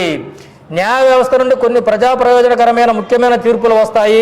సమస్యల పరిష్కారానికి న్యాయ వ్యవస్థ చిత్తశుద్ధితో ఈ సంవత్సరం పనిచేస్తుంది. ఎందుకంటే రాజు గురుడు కావడం వల్ల న్యాయ వ్యవస్థ ధర్మంగా పనిచేస్తుంది. ధర్మం వృద్ధి చెందుతుందని ఈ సంవత్సరం మనం చెప్పుకోవచ్చు. పారిశ్రామిక రంగంలో కొంత పురోగతి తక్కువగా ఉన్నప్పటికీ కొన్ని కాయలబడ్డ పరిశ్రమలు తిరిగి మనుగడలోకి వస్తాయి. అంటే మళ్ళీ ఇవి ప్రారంభిస్తాయి అన్నమాట. కొంచెం లాభాల బాటలో ప్రయాణం చేస్తాయి. ప్రభుత్వాలు ఏదో విధంగా ప్రజల నుండి ఆదాయాన్ని వివిధ రూపాల్లో సమీకరించుకుంటాయి. దేశంలో నిరుద్యోగ సమస్య పెరుగుతుంది. దానికి ఉపశమనం లేదు. అంటే ఈ ప్రభుత్వాలు, రాష్ట్ర ప్రభుత్వం కావచ్చు, కేంద్ర ప్రభుత్వాలు కావచ్చు, ఏదో ఒక రూపంలో వారు మాత్రం మన నుంచి ఆదాయాన్ని ఖచ్చితంగా లాక్కుంటారు. వాళ్ళు మాత్రం లాభాలు సంపాదిస్తారు. అంటే ప్రభుత్వాలు మనుగడ సాధించాలంటే ఆదాయం కావాలి. ఆదాయ బాటలో వాళ్ళు ప్రయాణిస్తే వాళ్ళకేం ఇబ్బందులు ఉండవు. ఈ సంవత్సరం దేశం మొత్తం మీద రాజకీయ, ఆర్థిక సుస్థిరతను సాధిస్తుంది. కొన్ని రాష్ట్రాలలో ఆర్థిక, రాజకీయ అస్థిరత ఏర్పడుతుంది. కీలక రాజ్యాధినేతలకు, అధికారులకు పదవీ గండము, గర్వభంగము జరుగుతుంది. మన రాష్ట్రంలో అక్కడక్కడ కరువు కాటకాలు కూడా ఎదురవుతాయి. అధిక వర్షము, వరదలు, ఇబ్బందులు ఉన్నప్పటికీ పాడి పంటలు సమృద్ధిగానే ఉంటాయి. మన రాష్ట్రంలో వరదల వల్ల, వర్షాల వల్ల కొన్ని ఇబ్బందులు ఏర్పడే అవకాశం ఉంది. రైతులకు మొండిచేయి ఎదురవుతుంది. ప్రభుత్వాల నుంచి ఎటువంటి సహకారాలు రైతులకు అందవు. కానీ వ్యవసాయం మాత్రం లాభసాటిగానే ఉంటుంది. వ్యవసాయదారులు కృషి చేసి పంటలు బాగా వృద్ధి చేస్తారు. పంటలన్నీ లాభదాయకంగానే ఉంటాయి. మనకు కావలసిన ఆహార ధాన్యాలు సమృద్ధిగా వృద్ధి చెందుతాయి. ఈ సంవత్సరం రాష్ట్ర విద్యార్థులు, క్రీడాకారులు మంచి ప్రతిభతో రాణించి అంతర్జాతీయ ఖ్యాతిని పొందుతారు. ఈ సంవత్సరం మన రాష్ట్ర విద్యారంగంలో మంచి ముందడులో ఉంటుంది. చాలామంది విద్యార్థులు వీళ్ళందరూ బాగా రాణిస్తారు. వారి ప్రతిభ అంతర్జాతీయ స్థాయిలో పెంపొందుతుందన్నమాట. రియల్ ఎస్టేట్ రంగం గతంలో కన్నా కొంత పుంజుకుంటుంది ఈ సంవత్సరం. ఇట్లా రాష్ట్రంలో అనారోగ్యాలు, అంటవ్యాధులు ప్రబలే అవకాశం ఎక్కువగా ఉంది. ఈ సంవత్సరం కూడా వాయు సంబంధిత దోషాలు ఎక్కువగా కలిగే అవకాశం ఉంది. అట్లాగే గురుకారకత్వంలో పొట్టకు సంబంధించినవి, అజీర్తికి సంబంధించినవి, మలమూత్ర వ్యాధులకు సంబంధించినవి ఎక్కువగా వృద్ధి చెందడానికి, బాధించడానికి అవకాశం ఉంది. ఆ రకంగా మనం పరిహారాలు పాటించుకోవడం, ముందు జాగ్రత్త చర్యలు తీసుకోవడం మంచిదన్నమాట. కేంద్ర రాష్ట్ర సంబంధాలు ఒడిదుడుకులు కొంత లోనవుతాయి. పైకి బాగా కనిపెట్టినప్పుడు కొంత ఒడిదుడుకుల మధ్య ఉంటాయి అన్నమాట వాళ్ళ సంబంధాలు అనేవి. రాష్ట్రంలో ఆర్థిక మోసాలు అరికట్టడంలో ఎన్నో ఇబ్బందులు ఎదురవుతాయి. అధికారులు సఫలీకృతం కాలేరు. రాష్ట్రంలో మాత్రం ఆర్థిక మోసాలు ఎక్కువ అవుతాయి. వీటి అరికట్టడంలో చాలా ఇబ్బందులు ఎదురవుతాయి. అధికారులు వీటిని అరికట్టలేరు. కొన్ని ప్రభుత్వ రహస్యాలు ఇతరుల చేతికి అందుతాయి. మన రాష్ట్రంలో కొన్ని ప్రభుత్వ రహస్యాలు కావచ్చు, మన జాగ్రత్తగా ఉండవచ్చు. కొన్ని అంశాలు బహిర్గతమయ్యే అవకాశం ఉంది. జాగ్రత్తగా ఉండాలన్నమాట. రాష్ట్ర న్యాయ వ్యవస్థలో కొన్ని సంస్కరణలతో గౌరవాన్ని నిలబెట్టుకుంటుంది. రాష్ట్రంలో కూడా ఈసారి న్యాయ వ్యవస్థ గౌరవప్రదంగా వ్యవహరిస్తుంది. కొన్ని సంస్కరణలు తీసుకొస్తుంది. ప్రజల్లో ఆధ్యాత్మికత ప్రబలుతుంది. సనాతన ధర్మం పరిడవిల్లుతుంది. వ్యవసాయదారులు స్వయం కృషితో పంటల వృద్ధిని సాధిస్తారు. పంటల ద్వారా ఆదాయాన్ని పొందుతారు.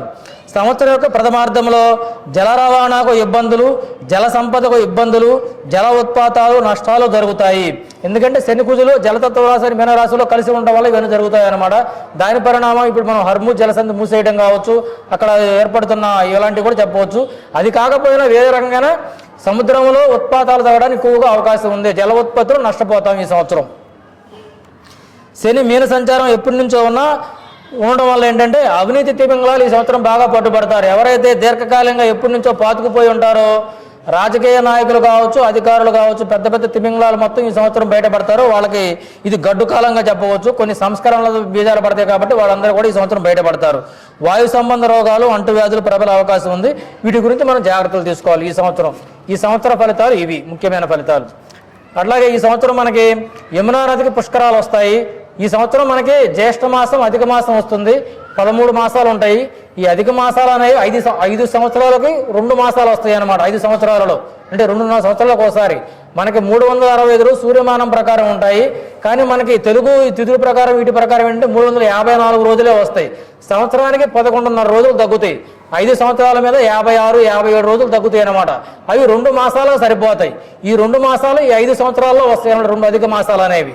అవి మనకి ఈ సంవత్సరం జ్యేష్ఠ మాసం అధిక మాసంగా వచ్చింది.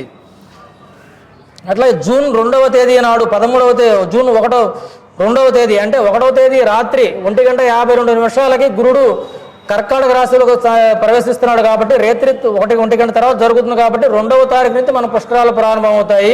ఇవి 13వ తేదీ వరకు ఉంటాయి అన్నమాట. మనకు యమునా నది పుష్కరాలు అనమాట. తర్వాత గురుమౌఢ్యమి. ఈ సంవత్సరం మనకు ఆషాఢ శుక్ల పాడ్యమి బుధవారం నుంచి ఆషాఢ అమావాస్య బుధవారం వరకు అంటే 15/7/2026 నుండి 12/8/2026 వరకు మన గురుమౌఢ్యం ఉంటుంది. గురుమౌఢ్య కాలంలో శుభకార్యాలు నిషేధం. ఇలాంటివి ముందు తెలుసుకోవడం వల్ల ఏంటంటే మనం కొన్ని ముహూర్తాలు నివేదించిన శుభకార్యాలను ముందుగానే మనం ప్లాన్ చేయడానికి అవకాశం ఉంటుంది అనమాట. అట్లాగే శుక్రమౌఢ్యమి ఆశ్వేజ శుక్ల సప్తమి ఆదివారం నుండి ఆశ్వేజ కృష్ణ చతుర్థి గురువారం వరకు అంటే 11 రోజులే ఉంది. 18/10/2026 నుండి 29/10/2026 వరకు శుక్రమౌఢ్యం ఉంటుందన్నమాట.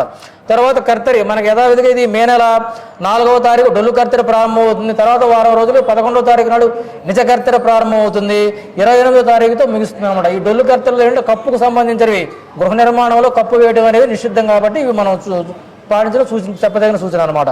అట్లా ఈ సంవత్సరం మనకి గ్రహణాలు అనేవి మా భారతదేశంలో కనిపించాయి. ప్రభావితం చూపించే గ్రహణాలు ఏమీ లేవు మనకి. అలాగే దక్షిణాయన పుణ్యకాలం మనకి 17/7/2026 ఆషాఢ శుద్ధ తదియ రోజు రవి కర్కాటక రాశిలో ప్రవేశించడంతో మనకి ఈ దక్షిణాయనం ప్రారంభమవుతుందన్నమాట. తర్వాత ఈ సంవత్సరం మకర సంక్రాంతి పుణ్యకాలము 14/1/2027 రాత్రి 3:02 జరుగుతుంది. అంటే 15వ తేదీ మనం మకర సంక్రాంతిని ఆచరించాలి. ఈ సంవత్సరం ఖచ్చితంగా మనం 14వ తారీఖు భోగి, 15వ తారీఖు సంక్రాంతి, 16 కనుమ, 17 ముక్కనుమ అనమాట. ఈ సంవత్సరం సంక్రాంతి పురుషుడు పేరు మంద అనే నామధేయంతో వస్తున్నాడు. దున్నపోతు వాహనంగా కలిగి ఉన్నాడు అన్నమాట.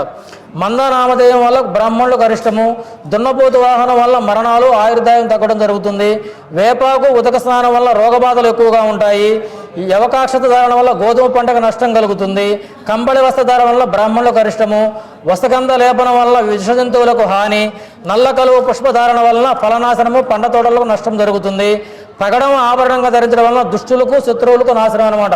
ఆ పగడం ధరించడం దుష్టులు పరాభవం అనే దుష్టులకు ఈ సంవత్సరం పరాభవం జరుగుతుంది అనమాట. తగరపు పాత్ర భోజనం వల్ల రోగబాధలు అనారోగ్యం కలుగుతుంది. పెరుగు భుజించడం వల్ల తేజో నాశనము కాంతి తగ్గుతుంది. తాటి పండు తినడం వల్ల మాదక ద్రవ్యాల ధర పెరుగుతుంది. తోమరము అనే ఆయుధం ధరించడం వల్ల రాజకీయ కల్లోలాలు ఉంటాయి. నెమలి గొడుగుగా ధరించడం వల్ల మృత్యు భయం తొలగుతుంది. ఆయుర్దాయం వృద్ధి చెందుతుంది. లోలాచేష్ట వలన ఆకలి బాధలు ఉంటాయి. కూర్చొని ఉండడం వల్ల మధ్యమ వర్షాలు ధరలు అందుబాటులో ఉంటాయి. వాయవ్య దిశగా ప్రయాణించడం వల్ల వాయవ్య దేశాలకు రాష్ట్రాలకు అరిష్టం కలుగుతుంది. శుక్లపక్షం వల్ల భయాందోళనలు ప్రజాపీడ యుద్ధ భయం ఉంటుంది. సప్తమి తిథి వల్ల క్షేమము. గురువారం ఒకటి వల్ల సుఖ సౌఖ్యాలు. రేవతి నక్షత్రం వల్ల కరువు కాటకాలు. వృశ్చిక లగ్నం వల్ల కఠిన చర్యలు ఉంటాయి. మొత్తంగా ఈ సంక్రాంతి పురుషుడు ఈ మకర సంక్రమణం వల్ల సంక్రాంతి పురుషుడు వల్ల మనం విశేషమైనది ఏంటంటే వెండి దానంగా ఇవ్వడం వలన వెండి దానంగా ఇవ్వడము ధరించడం వల్ల కూడాను ఈ మకర సంక్రాంతి దోషాలు తొలగిపోతాయి. ఈ సంవత్సరం విశేషంగా దానంగా వెండి ఇవ్వడము అలాగే వెండిని ఆభరణాలుగా ధరించడం వలన కూడాను మంచి శుభ ఫలితాలు మనం పొందుతాం. ఇది మకర సంక్రాంతి పురుషుడు.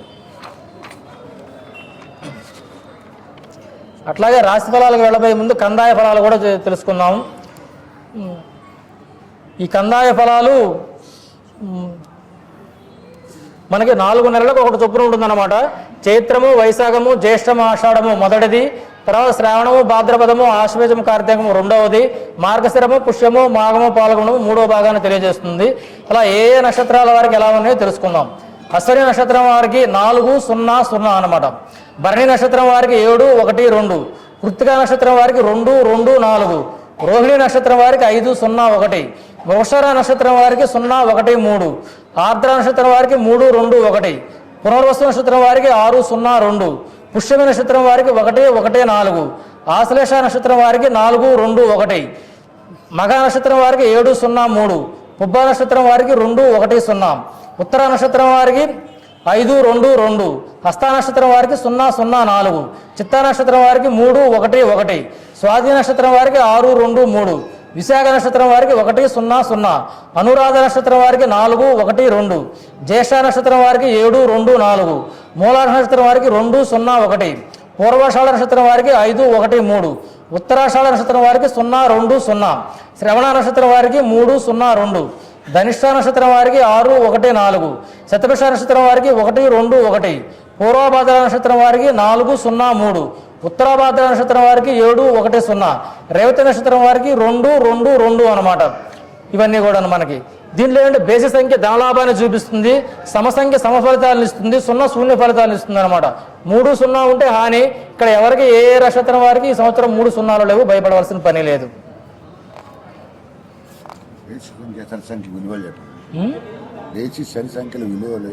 అదే బేసి సంఖ్య లాభము, సరి సంఖ్య సమఫలము.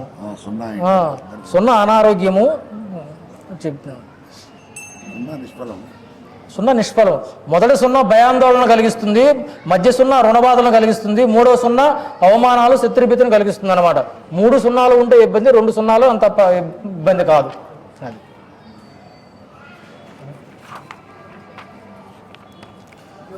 రాశి ఫలాల గురించి తెలుసుకున్నాము. ముఖ్యంగా ఈ రాశి ఫలాలు అనేవి కేవలం మనకి 10 నుంచి 20% మాత్రమే ఫలితాలను ఇస్తాయి. ఎందువల్లంటే దీంట్లో ఓన్లీ గోచార ఫలితాలు మాత్రమే చెప్పబడతాయి. రాశి అంటే ఏమిటంటే 2.5 రోజులు ఒక రాశి ఉంటుంది. సృష్టిలో అంటే మన భూమండలం మీద ఉన్న ప్రతి జీవరాశి కూడాను 12వ వంతు భాగం ఒక రాశికి చెంది ఉంటుంది. అంటే మన 12 కోట్ల మంది ఒక రాశి, ఒక భారతదేశంలోనే 12 కోట్ల మంది ఒకే రాశిలో ఉన్నారు. ఈ రాశి వారందరికీ ఒకే రకమైన ఫలితాలు ఉండవు. అట్లాగే ఒకే నక్షత్రంలో మన భారతదేశంలో 5 కోట్ల మంది ఉన్నారు ఒక్కొక్క నక్షత్రంలోనే. ఈ 5 కోట్ల మందికి ఒకే రకమైన ఫలితాలు ఉండవు. ఈ నక్షత్రం అనేది ఏంటంటే విశ్వంలో ఒక ప్రాంతాన్ని మాత్రమే తెలియజేస్తుంది. ఉదాహరణకు మనం ఇక్కడ కూర్చున్నాం అనుకోండి, భూమండలం మీద ఉన్న వ్యక్తికి విశ్వం ఎలా కనపడుతుంది? చుట్టూ ఉన్న భాగాన్ని 27 భాగాలుగా చేశారు. వాడికి నక్షత్రాలు పేర్లు పెట్టారనమాట. ఈ దిక్కులో ఉన్న వారికి ఈ విధంగా ఫలితాలు ఉంటుంది. అంటే ఈ దిక్కులో ఇక్కడ ఉన్న వాళ్ళు ఇంత దూరంగా ఎంతో అనంతం ఉంటుంది అనమాట. అందరికీ ఒకే రకమైన ఉండదు. అశ్వని నక్షత్రంలో 6 నెలల పిల్లవాడు ఉంటాడు, 6 సంవత్సరాల వాడు ఉంటాడు, 60 సంవత్సరాల వాడు ఉంటాడు. వీళ్ళందరికీ ఒకే రకమైన ఫలితాలు ఉండవు. అట్లాగే ఈ గోచారంలో కేవలం చంద్రుడిని ప్రాధాన్యంగా చేసుకొని మాత్రమే ఫలితాలు చెప్తారు. అంటే ఈ గ్రహాలు మనకు 9 ఉన్నాయి. ఈ చంద్రుడు ఒక్కడి వల్ల చెప్పే ఫలితాలు మనకి 9వ వంతు ఫలితాలు మాత్రమే మనకి ఇస్తాయి అన్నమాట. కాబట్టి మిగతా గ్రహాలను అనుసరించి కూడా ఫలితాలు మనం చూసుకోవాలి. ఇవన్నీ కేవలము జన్మజాతకాన్ని అనుసరించి మాత్రమే ఖచ్చితమైన ఫలితాలను ఇస్తాయి. మిగతా 8 గ్రహాలను కూడా అలాగే దశాంతర దశలు వాటిని అనుసరించి ఎటువంటి ఫలితాలను ఇస్తున్నాయి, ఏ గ్రహాలు అష్టక వర్గంలో ఎన్ని బిందువులు ఇచ్చాయి, ఏ దశ జరుగుతుంది ఇత్యాదివన్నీ కూడా పరిశీలించడం ద్వారానే ఖచ్చితమైన ఫలితాలు మనకు లభిస్తాయి అన్నమాట. అట్లాగే ఇందులో ఆదాయము, వ్యయము, రాజపూజ్యము, అవమానం అని అనుకుంటాం. ఇవన్నీ కూడాను 5-6 అంశాలు చెప్పబడ్డాయి. సుఖదుఖాలు, లాభ నష్టాలు, కష్ట సుఖాలు, రోగారోగాలు, అవమానము, ఆదాయము, ఇలా అన్నీ కలిపి చెప్పబడి ఉన్నాయన్నమాట. ఆ సంవత్సరం ఆ అంశాలలో మనకు ఏ విధంగా ఉంటుందని మాత్రమే, కేవలం ఎంత ఆదాయం వస్తుంది, ఎంత ఖర్చు అవుతుంది అని మాత్రం కాదు. మనం లాభదాయకమైన అంశాల్లో ఎన్ని అంశాలు మనకు అనుకూలంగా ఉంటాయి, ఎన్ని అంశాలు వ్యతిరేకంగా ఉంటాయి అని తెలుసుకోవడానికి మాత్రమే. పూర్వం ఎందుకంటే ఉమ్మడి కుటుంబాలు ఉండేవి కాబట్టి ఉమ్మడి కుటుంబంలో ఎవరి పేరు బలం మీద బాగా ఉంది, ఎవరికి ఆదాయం ఎక్కువ ఉంది, ఖర్చు తక్కువ ఉందో చూసుకొని వాళ్ళు ఆ ఇంట్లో కార్యక్రమాలు నిర్వహించేవాళ్ళు. వ్యాపార లావాదేవీలు వారి పేరు మీద నిర్వహించుకునేవాళ్ళు అనమాట. ఎందుకంటే లాభదాయకంగా ఉంటుందని ఉమ్మడి కుటుంబాల్లో ఆ సాంప్రదాయం ఉండేది. కానీ ఇవాళ మనకి 14 ఆదాయం ఉంది, 2 ఖర్చు కాబట్టి ఈ సంవత్సరం అంతా మనం హాయిగా పడుకుంటే సరిపోతే ఆదాయం అదే వచ్చి పడుతుందని కోరకూడదు. ఈ ఆదాయం గతంలో మనకున్న స్థలం ఏదన్నా రేట్లు పెరిగి ఎక్కువ డబ్బులు రావచ్చు, అంత మాత్రం చేత ఆదాయం వచ్చింది అనుకోకూడదు. మనకు ఆదాయం వచ్చే మార్గాలు ఈ విధంగా ఉన్నాయని తెలుసుకోవడానికి మాత్రమే ఆదాయ వ్యయాలు, రాజపూజ అవమానాలు ఉపయోగపడతాయి అన్నమాట.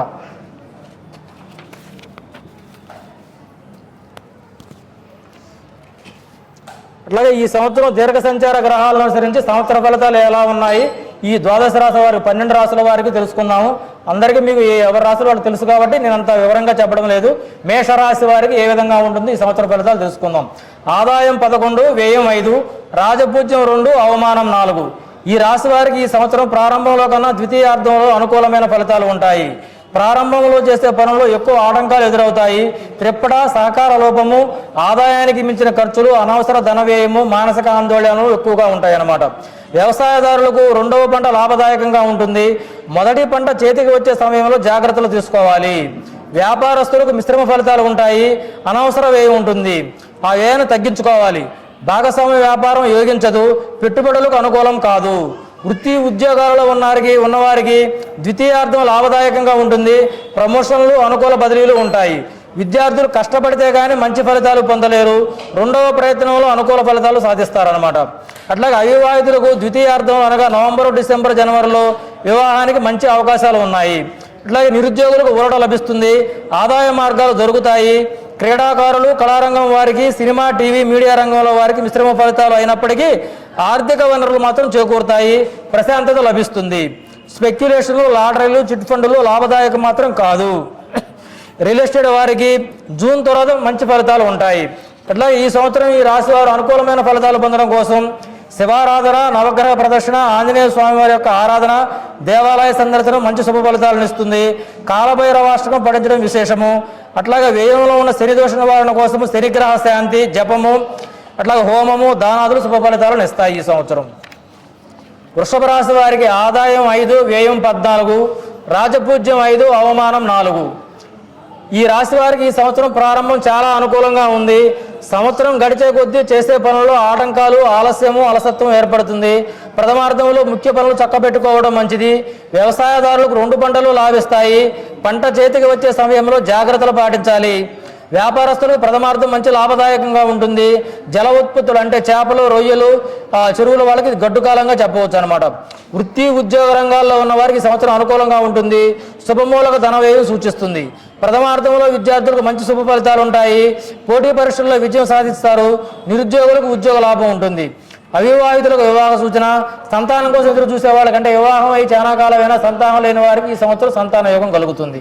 నిరుద్యోగులకు మిశ్రమ ఫలితాలు ఉంటాయి. ప్రథమార్థం బాగుంది. క్రీడాకారులు, కళాకారులకు విజయాలు లభిస్తాయి. అవార్డులు, సత్కారాలు లభిస్తాయి. సినిమా, టీవీ, మీడియా రంగం వారికి లాభదాయకంగా ఉంటుంది. రియల్ ఎస్టేటు, రవాణా రంగాలు లాభిస్తాయి. స్పెక్యులేషను, చిట్ ఫండ్ పట్ల చాలా జాగ్రత్త వహించాలి. ఈ సంవత్సరం మంచి శుభ ఫలితాలు పొందడానికి అంటే జాతకపరమైన దోషాలు తొలగిపోయి మంచి శుభ ఫలితాలు పొందడానికి వైష్ణవాలయ సందర్శన, రావి చెట్టు ప్రదర్శన శుభ ఫలితాలను ఇస్తాయి. దక్షిణామూర్తి ధ్యానము, స్తోత్ర పఠనం విశేష శుభ ఫలితాలను ఇస్తుంది. గురువు కేతు గ్రహాలకు జపము, హోమము, దానము, రావి చెట్టు ప్రదర్శన మంచి శుభ ఫలితాలను ఇస్తుంది అన్నమాట. అట్లాగే మిథున రాశి వారికి ఈ సంవత్సరం ఆదాయం 8, వ్యయం 11, రాజపూజ్యం 1, అవమానం 7. ఈ రాశి వారికి ఈ సంవత్సరం అంతా శుభ ఫలితాలు గోచరిస్తున్నాయి. అన్ని రంగాల వారికి మంచి అభివృద్ధి, ధనాదాయం పెరుగుతుంది. సంఘంలో గౌరవ మర్యాదలు పెరుగుతాయి. గృహంలో శుభకార్యాలు జరుగుతాయి. శత్రు రుణబాధలు తొలగిపోతాయి. అన్ని కార్యక్రమాలు ఆటంకాలు లేకుండా విజయవంతంగా కొనసాగుతాయి. వ్యవసాయదారులకు 2 పంటలు లాభిస్తాయి. వ్యవసాయం లాభసాటిగా ఉంటుంది. పాత రుణాలు తీర్చగలుగుతారు. వ్యాపారాలు అన్ని లాభాన్ని చేకూర్చబెడతాయి. మధ్యవర్తిత్వం వహించరాదు. ఎవరికి హామీలు ఉండరాదు. నూతన పెట్టుబడులకు ఇది అనుకూలమైన సమయము. విద్యార్థులు పోటీ పరీక్షల్లో రాణిస్తారు. ఉన్నత విద్యలు అభ్యసిస్తారు. విదేశీ విద్య కూడా యోగిస్తుంది. నిరుద్యోగులకు యోగవంతమైన కాలము. ఉద్యోగ లాభం చేకూరుతుంది. అవివాహితులకు వివాహ యోగము. దీర్ఘకాలంగా సంతానం లేని వారికి కూడా ఈ సంవత్సరం సంతాన యోగం కలుగుతుంది. తమ యొక్క సంతానానికి మంచి ఉద్యోగము, ఆదాయ వనరులు కూడా చేకూరుతాయి. క్రీడాకారులు, కళాకారులకు యోగవంతమైన కాలము. మంచి విజయాలు సాధిస్తారు. ఆర్థిక లాభం చేకూరుతుంది. సినిమా, టీవీ, మీడియా రంగాల వారికి విజయాలు లాభిస్తాయి. ఆర్థిక లాభాలు చేకూరుతాయి. విద్యారంగము, న్యాయవాద వృత్తి, డాక్టర్లకు మంచి అనుకూలమైన కాలము. రియల్ ఎస్టేటు, నిర్మాణ రంగంలో వారికి లాభదాయకంగా ఉంటుంది ఈ సంవత్సరం. అట్లాగే ఈ సంవత్సరం ఈ రాశివారు జాతకరీత్యా ఉన్న దోషాలు పోగొట్టుకొని మంచి శుభ ఫలితాలు పొందడానికి అమ్మవారి ఆలయ సందర్శనము, స్తోత్ర పఠనము, రావి చెట్టు ప్రదర్శన మంచి శుభ ఫలితాలను ఇస్తుంది. రాహుకేతు గ్రహాలకు శాంతి, జపము, హోమము, దానము శుభ ఫలితాలను ఇస్తుంది. నవగ్రహ శాంతి హోమంలో పాల్గొనడం ఉత్తమమైన ఫలితాలను చేకూరుస్తుంది. కర్కాటక రాశి వారికి ఆదాయం 2, వ్యయం 11, రాజపూజ్యం 4, అవమానం 7. ఈ సంవత్సరం జూన్ నుండి వీళ్ళకి మంచి కాలం ప్రారంభంగా చెప్పవచ్చు. గత 2 సంవత్సరాలుగా స్తబ్దత, వ్యతిరేకతలు తొలగిపోతాయి. అన్ని పనులు వేగవంతంగా అవుతాయి. అన్ని రంగాల వారికి సహకారం లభిస్తుంది. ఆదాయ వనరులు, మార్గాలు ఏర్పడతాయి. నూతన ఉద్దేశంతో ఈ సంవత్సరం అంతా గడుస్తుంది. వ్యవసాయదారులకు 2 పంటలు లాభదాయకమే. జలాధార పంటలు, పప్పు ధాన్యాలు బాగా లాభిస్తాయి. వాణిజ్య పంటలు మిశ్రమంగా ఉంటాయి. వ్యాపారస్తులు గత కొంతకాలంగా స్తబ్దత తొలగిపోతుంది. నూతన వ్యాపారాలు ప్రారంభిస్తారు. భాగస్వామ్య వ్యాపారాలు యోగించవు. వృత్తి ఉద్యోగాలలో ఉన్న వారికి యోగవంతమైన కాలం ప్రారంభమవుతుంది. కొంతకాలంగా నిలిచిపోయిన ప్రమోషన్లు, బదిలీలు అనుకూలంగా వస్తాయి. విద్యార్థులు బాగా కృషి చేయగలుగుతారు. విద్యలో రాణిస్తారు. ఎంతో కాలంగా వివాహం కోసం ఎదురు చూస్తున్న అవివాహితులకు ఈ సంవత్సరం వివాహ యోగం కలుగుతుంది. సంతాన లాభం కూడా కలుగుతుంది. నిరుద్యోగులు ఉద్యోగాలపై ఆధారపడి వాటి కోసం ఎదురు చూడకుండా ప్రత్యామ్నాయ మార్గాల ద్వారా స్వయం శక్తితో ఆదాయాన్ని పొందడం కోసం కృషి చేయడం చెప్పదగిన సూచన. క్రీడాకారులు, కళారంగం వారికి కొంత ఊరట లభిస్తుంది. గతంలో కన్నా కూడా మెరుగైన ఫలితాలను పొందుతారు.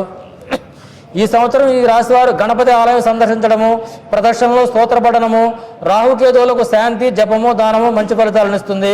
భాగవత పారాయణ శుభ ఫలితాలను ఇస్తుంది. సింహరాశి వారికి ఈ సంవత్సరం ఆదాయం 5, వ్యయం 5, రాజపూజ్యం 7, అవమానం 7. ఈ రాశి వారికి ఈ సంవత్సరం మిశ్రమ ఫలితాలు సూచిస్తున్నాయి. ప్రథమార్థంలో అంటే జూన్ 2వ తేదీ వరకు యోగవంతంగా ఉంటుంది. తదుపరి ఖర్చులు పెరుగుతాయి. చేసే పనుల్లో కొన్ని ఆటంకాలు, జాప్యాలు ఏర్పడతాయి. మధ్యవర్తిత్వం పనికిరాదు. హామీలు ఉండరాదు. ధనం అందుబాటులో ఉంచుకోవాలి. ఖర్చులు నియంత్రించుకోవాలి. వ్యవసాయదారులకు మిశ్రమ ఫలితాలు ఉంటాయి. భారీ పెట్టుబడులకు వెళ్ళరాదు. స్వల్పకాలిక పంటలు లాభదాయకంగా ఉంటాయి. వ్యాపారాలు మిశ్రంగా ఉంటాయి. భారీ లాభాలు ఆశించరాదు. భారీ పెట్టుబడులు శ్రేయస్కరం కాదు. రావాల్సిన బాకీలు ప్రథమార్థంలోనే వసూలు చేసుకోవాలి. ద్వితీయార్థంలో ఆగిపోయే అవకాశం ఉంటుందన్నమాట. వృత్తి ఉద్యోగాలలో ఉన్న వారికి ప్రథమార్థం బాగుంటుంది. తదుపరి పనులలో ఒత్తిడి, శ్రమాధిక్యము, అలసట ఉంటాయి. విద్యార్థులకు మంచి ఫలితాలు పొందడానికి బాగా కష్టపడవలసి ఉంటుంది. పరిశోధనాత్మక విద్యలలో రాణిస్తారు. వృత్తి విద్యలు లాభిస్తాయి. అవివాహితులకు సంవత్సరం మొదటి భాగం అనుకూలంగా ఉంటుంది. తదుపరి కొంత ఆలస్యాన్ని సూచిస్తుంది. నిరుద్యోగులకు శ్రమ అధికము, కాలయాపన జరుగుతుంది. ఫైనాన్స్, చిట్ ఫండ్ రంగాల వారికి గడ్డు కాలము. రియల్ ఎస్టేట్ వారికి సామాన్య ఫలితంగా ఉంటుంది. రాజకీయ నాయకులకు ఆశాభంగం ఎదురవుతుంది. సినీ, టీవీ, మీడియా రంగాల వారికి కూడా కొంత గడ్డు కాలంగా చెప్పవచ్చు. ఈ రాశి వారు ఈ సంవత్సరం మంచి ఫలితాలు పొందడానికి లక్ష్మీ గణపతి ఆలయ సందర్శన, ఆరాధన, దుర్గా సప్తశులకి పారాయణ, నవగ్రహ ప్రదర్శన శుభ ఫలితాలను ఇస్తుంది.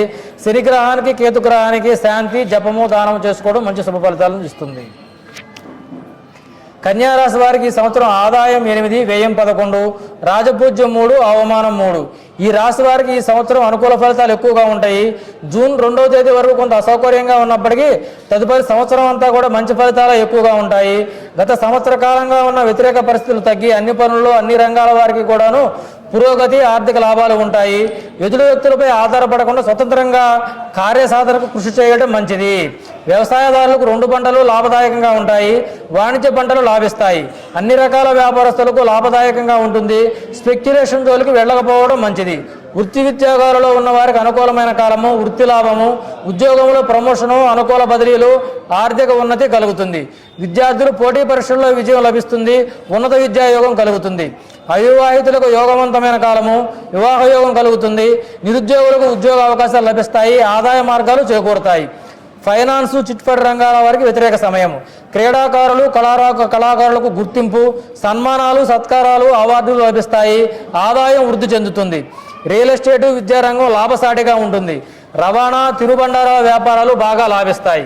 ఈ సంవత్సరం ఈ రాశి వారు మంచి శుభఫలితాలు పొందడానికి గణపతి ఆలయ సందర్శన, ఆరాధన, దుర్గా సప్తశులకి పారాయణ, జమ్మి చెట్టు ప్రదక్షిణ శుభ ఫలితాలను ఇస్తుంది. శని రాహు గ్రహాలకు జపము, దానము విశేష శుభ ఫలితాలను ఇస్తుంది. నవగ్రహ ప్రదర్శన విజయాన్ని చేకూరుస్తుంది. గోవింద నామస్మరణ విశేషమైన శుభ ఫలితాలను ఇస్తుంది. తులారాశి వారికి ఈ సంవత్సరం ఆదాయం 5, వ్యయం 14, రాజపూజ్యం 6, అవమానం 3. ఈ రాశి వారికి ఈ సంవత్సరం మంచి యోగవంతమైన కాలంగా చెప్పవచ్చు. అన్ని రంగాల వారికి లాభదాయకంగా ఉంటుంది. గౌరవ మర్యాదలు పెరుగుతాయి. ఆర్థిక ఉన్నతి పొందగలుగుతారు. కుటుంబంలో శుభకార్యాలు జరుగుతాయి. వృత్తి, ఉద్యోగ వ్యాపారాల్లో బాగా రాణిస్తారు. గుర్తింపు పొందుతారు. వ్యవసాయదారులకు 2 పంటలు లాభిస్తాయి. వాణిజ్య పంటలు మంచి లాభాన్ని చేకూర్చి పెడతాయి. వ్యాపారస్తులకు అనుకూలమైన సమయము. నూతన పెట్టుబడులు లాభిస్తాయి. పాత బాకీలు వసూలవుతాయి. ఉద్యోగస్తులకు ఆర్థిక ఉన్నతితో కూడిన ప్రమోషన్లు లభిస్తాయి. అనుకూలమైన ప్రాంతాలకు బదిలీలు పొందుతారు. విద్యార్థులు పోటీ పరీక్షలలో మిశ్రమ ఫలితాలు పొందుతారు. నిరుద్యోగులకు ఉద్యోగ లాభం కలుగుతుంది. అవివాహితులకు సంవత్సరం ప్రారంభంలో వివాహ యోగం ఉంది. తదుపరి నవంబర్, డిసెంబర్, జనవరిలో ఈ అవకాశాలు ఉంటాయి అన్నమాట. స్పెక్యులేషను, చిట్ ఫండ్ వంటి వారికి లాభించవు. ఖర్చులు అదుపులో ఉంచుకోవాలి. క్రీడాకారులు, సినీ, టీవీ రంగాల వారికి అనుకూలమైన సమయము. మంచి గుర్తింపు లభిస్తుంది. ఈ సంవత్సరం ఈ రాశి వారు అమ్మవారి ఆలయ సందర్శన, ఆరాధన, స్తోత్ర పారాయణ ఇవన్నీ కూడా శ్రేయస్సును చేకూరుస్తాయి. దుర్గా సప్తశులకి పారాయణ విశేషమైన శుభ ఫలితాలను కలిగిస్తుంది. రాహుకేతు గ్రహాలకు శాంతి, జపము, దానము ఆనందాన్ని చేకూరుస్తుంది. వృశ్చిక రాశి వారికి ఈ సంవత్సరం ఆదాయం 11, వ్యయం 5, రాజపూజ్యం 2, అవమానం 6. ఈ రాశి వారికి ఈ సంవత్సరం ప్రారంభంలో కొంత వ్యతిరేకత ఉన్నప్పటికీ క్రమంగా అనుకూలతలు ప్రారంభమయ్యి మంచి ఫలితాలు పొందగలుగుతారు. అన్ని రంగాల వారికి కూడా ద్వితీయార్థం లాభదాయకంగా ఉంటుంది. స్థిరాస్తి లాభం కలుగుతుంది. 2-3 రకాలుగా ఆదాయం సమకూరుతుంది. కుటుంబంలో శుభకార్యాలు జరుగుతాయి. పాత బాకీలు వసూలవుతాయి. కోర్టు వ్యవహారాలు లాభిస్తాయి. విదేశీ లావాదేవీలు అనుకూలంగా ఉంటాయి. వ్యవసాయదారులకు 2 పంటలు లాభిస్తాయి. పండ్ల తోటలు, మెట్ట పంటలు బాగా లాభిస్తాయి. వ్యాపారస్తులకు లాభదాయకము. నిత్యావసర వ్యాపారాలు బాగా రాణిస్తాయి. లోహ వ్యాపారాలు కూడా బాగా లాభాల బాటలోనే ఉంటాయి. జల ఉత్పత్తులు మాత్రం మిశ్రమ ఫలితాలను ఇస్తాయి. చేతి వృత్తులు బాగా లాభదాయకంగా ఉంటాయి. ఉద్యోగస్తులకు ఆర్థిక లాభాలు చేకూరుతాయి. ప్రమోషన్లు కూడా లభిస్తాయి అన్నమాట. విద్యార్థులకు మిశ్రమ ఫలితాలు ఉంటాయి. బాగా కష్టపడితే కానీ విజయాలు పొందలేరు. విదేశీ విద్యాభ్యాసానికి అవకాశాలు లభిస్తాయి. అవివాహితులకు వివాహ యోగం కలుగుతుంది. సంతాన సౌఖ్యము, సంతాన ఉన్నతి కలుగుతుంది. సినీ, టీవీ రంగాల వారికి, కళాకారులకు, క్రీడాకారులకు మంచి యోగవంతమైన కాలంగా చెప్పవచ్చు. నిర్మాతలకు ఇది లాభదాయకమైన సమయం అన్నమాట. లాటరీలు, చిట్ ఫండ్లు యోగించవు. ఈ రాశి వారు మంచి శుభ ఫలితాలు పొందడానికి ఈ సంవత్సరం రామాలయ సందర్శన, మారుతి ఆలయ సందర్శన, ఆరాధన, సుందరకాండ పారాయణ శుభ ఫలితాలను ఇస్తుంది. రాహుకేతులకు శాంతి, జపము, దానం శుభ ఫలితాలు ఇస్తుంది. విశేషంగా గ్రామ దేవతను ఆరాధించడం ద్వారా మంచి శుభ ఫలితాలను పొందవచ్చు ఈ సంవత్సరం. ధనస్సు రాశి వారికి ఈ సంవత్సరం ఆదాయం 14, వ్యయం 11, రాజపూజ్యం 5, అవమానం 6. ఈ రాశి వారికి ఈ సంవత్సరం ప్రారంభం యోగవంతంగా ఉన్నప్పటికీ క్రమేణా చేసే పనుల్లో అలసత్వము, ఆటంకాలు ఏర్పడతాయి. అనవసరమైన ఖర్చులు పెరుగుతాయి. ఆరోగ్యపరమైన జాగ్రత్తలు తీసుకోవాలి. భారీ పెట్టుబడులకు దూరంగా ఉండాలి. షేర్ మార్కెట్ చిట్ ఫండ్లు యోగించవు, మధ్యవర్తిత్వాలు పనికిరావు, నమ్మిన వారి వల్ల మోసపోవడం జరుగుతుంది, అపనిందలు చోరభయం కలుగుతుంది. కాబట్టి జాగ్రత్తగా ఉండాలి. వ్యవసాయదారులకు స్వల్పకాలిక పంటలు బాగా లాభిస్తాయి, వాణిజ్య పంటలు అంత అనుకూలంగా ఉండవు. వ్యాపారాలు మందకొడిగా సాగుతాయి, భారీ లాభాలు ఆశించరాదు. ఉద్యోగస్తులకు పని భారం పెరుగుతుంది, గుర్తింపు లభించదు, ఇష్టం లేని ప్రదేశాలకు బదిలీ చేయబడతారు. జాగ్రత్తగా ఉండాలి వీళ్ళు. విద్యార్థులు మందకొడిగా ఉంటారు, చదువుపై శ్రద్ధ పెంచుకోవాలి. నిరంతర కృషి ద్వారా మాత్రమే పరీక్షల్లో విజయాన్ని పొందగలుగుతారు. నిరుద్యోగులకు మిశ్రమ ఫలితాలు ఉంటాయి, అవివాహితులకు స్వల్ప అనుకూలతలు ఉంటాయి. క్రీడాకారులు, సినీ, టీవీ, మీడియా రంగం వారికి అంత అనుకూలమైన సమయం కాదు, జాగ్రత్తగా ఉండాలి. రాజకీయ నాయకులు కూడా ఇది ఎంతో వ్యతిరేకమైన సమయము, చాలా జాగ్రత్తగా ఉండాలి. ఈ రాశి వారి ఈ సంవత్సరం శుభ ఫలితాలు పొందడానికి వైష్ణవాలయ సందర్శన, శ్రీ మహావిష్ణు ఆరాధన, హనుమాన్ చాలీసా, సుందరకాండ పారాయణ, నవగ్రహ ప్రదర్శనలో విశేష శుభ ఫలితాలను ఇస్తాయి. శని, గురు, కేతు గ్రహాలకు జపము, దానము మంచి శుభ ఫలితాలను చేకూరుస్తుంది అన్నమాట. మకర రాశి. ఈ రాశి వారికి ఈ సంవత్సరం ఆదాయం 2, వ్యయం 8, రాజపూజ్యం 1, అవమానం 2. ఈ రాశి వారికి ఈ సంవత్సరం అత్యంత యోగవంతమైన కాలంగా చెప్పవచ్చు. గత 2 సంవత్సరాలుగా ఉన్న వ్యతిరేకతలు తొలగిపోయి అన్ని రంగాలలోనూ విజయం సాధిస్తారు. మంచి ఆరోగ్యము, ఆర్థికపరమైన లాభాలు, గౌరవ మర్యాదలు, ఉన్నత స్థితి పొందుతారు. ఊహించని విజయాలు లభిస్తాయి. శుభమూలక ధనవ్యయం ఉంటుంది. స్థిరాచరాస్తులు పొందుతారు. గృహ వాహన సౌఖ్యం కలుగుతుంది. వ్యాపారస్తులకు వారి వ్యాపార విస్తరణ జరుగుతుంది. అనుకూలతలు పెరుగుతాయి. లాభాల బాటలో పయనిస్తాయి. ఎదురు వ్యక్తుల ద్వారా సహకారం లభిస్తుంది. ఉద్యోగస్తులకు ప్రమోషను, ఆర్థిక లాభాలు, నిరుద్యోగులకు ఉద్యోగ ప్రాప్తి కలుగుతుంది. అన్ని వృత్తుల వారికి మంచి సమయంగా ఇది చెప్పవచ్చు. అవివాహితులకు వివాహ యోగం కలుగుతుంది. వ్యవసాయదారులకు 2 పంటలు లాభిస్తాయి. అన్ని రకాల పంటలు కూడా లాభిస్తాయి. రుణ బాధలు తీరుతాయి. క్రీడాకారులకు, సినిమా, టీవీ, మీడియా రంగాల వారికి, కళాకారులకు మంచి గుర్తింపు, సహకారము లభిస్తుంది. విద్యార్థులకు అనుకూలమైన సమయము, ఉన్నత విద్యలు అభ్యసిస్తారు. షేర్లు, చిట్ ఫండ్ల జోలికి వెళ్ళకపోవడమే మంచిది. ఈ సంవత్సరం వీరికి శివాలయ సందర్శన, ఆరాధన, దుర్గాదేవి ఆరాధన, గణపతి ఆరాధన, అలాగే దుర్గా సప్తశులకి పారాయణ విశేష శుభ ఫలితాలను ఇస్తుంది. రాహుకేతు గ్రహాలకు శాంతి, జపము, దానము చేసుకోవడం మంచి శుభ ఫలితాలను కలగజేస్తుంది. కుంభరాశి వారికి ఈ సంవత్సరం వీరికి ఆదాయం 2, వ్యయం 8, రాజపూజ్యం 4, అవమానం 2. ఈ రాశి వారికి ఈ సంవత్సరం ద్వితీయార్థం నుంచి కొన్ని శుభ ఫలితాలు గోచరిస్తున్నాయి. గత 2 సంవత్సరాలుగా ఉన్న వ్యతిరేకలు, ఇబ్బందులు కొన్ని తొలగిపోతాయి. ద్వితీయార్థం నుంచి అనుకూలతలు ప్రారంభమవుతాయి. శారీరక శ్రమ, అలసట తొలగిపోతాయి. గతం కన్నా మంచి ఫలితాలు ఉంటాయి. వ్యవసాయదారులకు మిశ్రమ ఫలితాలు ఉంటాయి. రుణ బాధల నుండి ఉపశమనం కలుగుతుంది. అన్ని రకాల వ్యాపారాలు నష్ట శాతం తగ్గించుకొని కొన్ని లాభాల బాటలోకి వస్తాయి. కోర్టు వ్యవహారాలు అనుకూలిస్తాయి. వృత్తి ఉద్యోగాలలో ఉన్న వారికి మిశ్రమ ఫలితాలు ఉంటాయి. కొంత శ్రమ తగ్గుతుంది. అనుకూలతలు మొదలవుతాయి. విద్యార్థులు విద్యలలో రాణిస్తారు. నిరుద్యోగులకు ఉద్యోగ సూచన, ఆర్థిక లాభాలు పొందుతారు. పోటీ పరీక్షల్లో రాణిస్తారు. అవివాహితులకు వివాహం యోగం దొరుకుతుంది. అలాగే సంతానం లేని వారి సంతానం కూడా కలిగే యోగ్యత ఈ సంవత్సరం ఏర్పడుతుంది. సినిమా, టీవీ, క్రీడారంగం వారికి, కళారంగం వారికి యోగవంతమైన కాలము. వాళ్ళు మంచి గుర్తింపు, పేరు ప్రఖ్యాతులు పొందుతారు.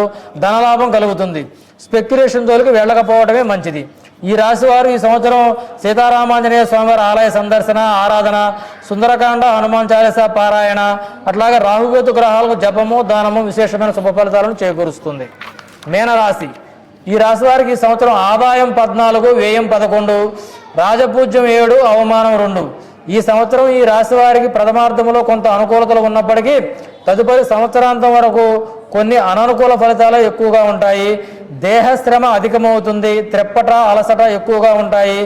ఆర్థిక వ్యవహారాలలో ఆలోచించి సరైన నిర్ణయాలు తీసుకోవాలి. మధ్యవర్తిత్వము, హామీలు పనికిరాదు. వ్యాపారం లాభంగానే ఉంటుంది. వ్యవసాయదారులకు 2వ పంట లాభిస్తుంది. అట్లాగే వాణిజ్య పంటలు బాగా లాభిస్తాయి. ఆరుతడి పంటలు, పండ్ల తోటలు బాగా లాభదాయకంగా ఉంటాయి. అన్ని రకాల వ్యాపారస్తులకు లాభదాయకంగానే ఉంటుంది. భారీ పెట్టుబడులు ఆశించిన లాభాన్ని ఇవ్వవు. అంటే పెట్టుబడులు భారీగా పెట్టకూడదు. షేర్ మార్కెట్ యోగించదు. వృత్తి ఉద్యోగస్తులకు పనిలో ఒత్తిడి, దేహశ్రమ పెరిగినప్పటికీ దానికి తగిన ఆదాయము, గుర్తింపు పొందుతారు.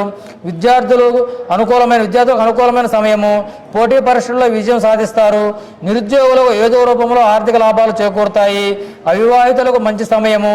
వివాహ యోగం కలుగుతుంది. సంతానం కోసం ఎదురు చూసే వారికి మంచి శుభవార్తలు ఉంటాయి. అట్లాగే క్రీడాకారులు, కళాకారులు, సినిమా, టీవీ, మీడియా రంగాల వారికి విశిష్టమైన గుర్తింపు, ఆర్థిక లాభాలు ఉంటుందన్నమాట. ఇవి ద్వాదశ రాశుల వారి యొక్క ఫలితాలు. అన్ని రాశుల వారు కూడా ఈ సంవత్సరము విశేషంగా అన్ని రాశుల వారు కూడా విష్ణు సహస్రనామ పారాయణ, పురుష సూక్త పారాయణ, నవగ్రహ శాంతి, నవగ్రహ ప్రదర్శన ఇత్యాదివన్నీ కూడా మంచి శుభ ఫలితాలను ఇస్తాయి. అట్లాగే మన దీంట్లో ఆదాయం 14, వ్యయం 2 అనుకున్నప్పుడు ఏంటంటే కేవలం ఆదాయం వస్తుందంటే పాత మనం చేసుకున్న పుణ్యం మనకు ఖర్చు అవుతుందని భావించాలి. ఆదాయం ఎక్కువగా ఉన్నప్పుడు పుణ్య కార్యక్రమాలకు వాటిని దాన ధర్మాలకు వినియోగించడం ద్వారా పుణ్యాన్ని పెంపొందింపజేసుకుంటే రాబోయే కాలంలో మనకి పుణ్యంలాగా ధనాదాయాన్ని చేకూరుస్తుంది.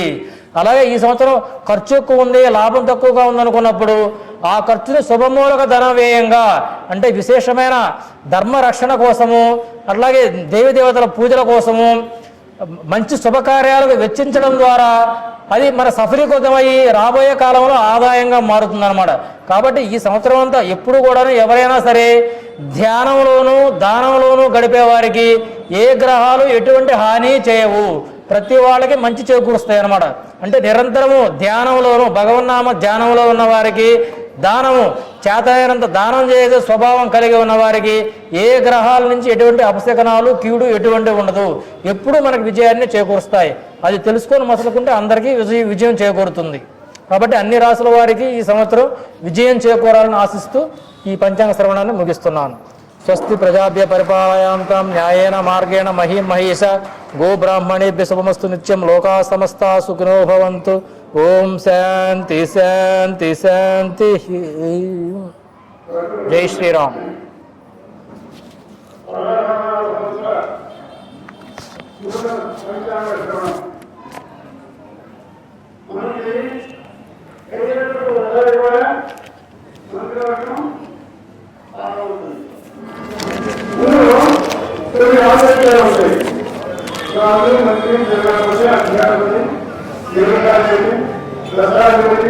ఈ 9 ఆలోచనలు కూడా 7 గ్రహాలు నవగ్రహాలు 2 గ్రహాలు 7 గ్రహాలే ముఖ్యమైన గ్రహాలు.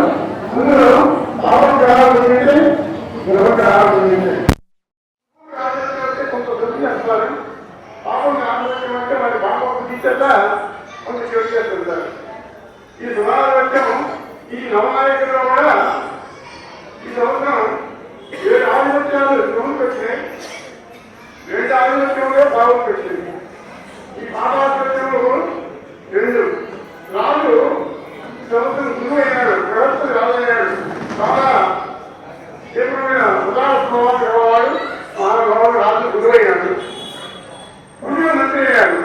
పక్కన చేసిన బుద్ధి ఎట్లా ఉన్నాడు, మంచి మంచి ఎట్లా ఉన్నాడు. బుద్ధుడు రక్త కాసి అజీ ప్రకాశి అభివృద్ధి ఇస్తాడు. కొన్ని వస్తువులు పడతాయి, రైతులు కనబడతాయి, విమానం ప్రమాదాలు జరిగినాయి. ఏవైనా సరే అగ్ని కంపెనీ కనుమూతి ఎంత చేయాలంటే అగ్ని ముక్కలాంటి అట్లాంటి అధికారమైన గ్రహం గురైనాడు, వాడు మంత్రి అయినాడు. ఈ మంత్రి కావడం వలన ఈ అగ్ని ప్రమాదాలు తర్వాత ఈ ప్రమాదాలన్నీ కూడా ఎక్కువగా జరుగుతూ ఉంటాయి.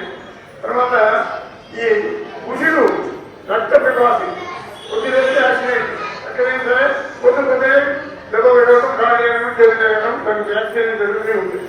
కాబట్టి స్వభావిత్యం అట్లాగే ఉపనాయకుల్లో కూడా స్వభావిత్యం ఎక్కువగా ఉంది, ఆభావిత్యం తక్కువగా ఉంది. ఉన్నా కూడా మరి ఆవుల యొక్క తీవ్రత ఎక్కువగా ఉంటుంది. కాబట్టి శుభ్రుల్ని వాళ్ళ నోరెత్తి వాళ్ళు చేయని ఈ పాపులు ఎక్కువగా చేస్తుంటారు.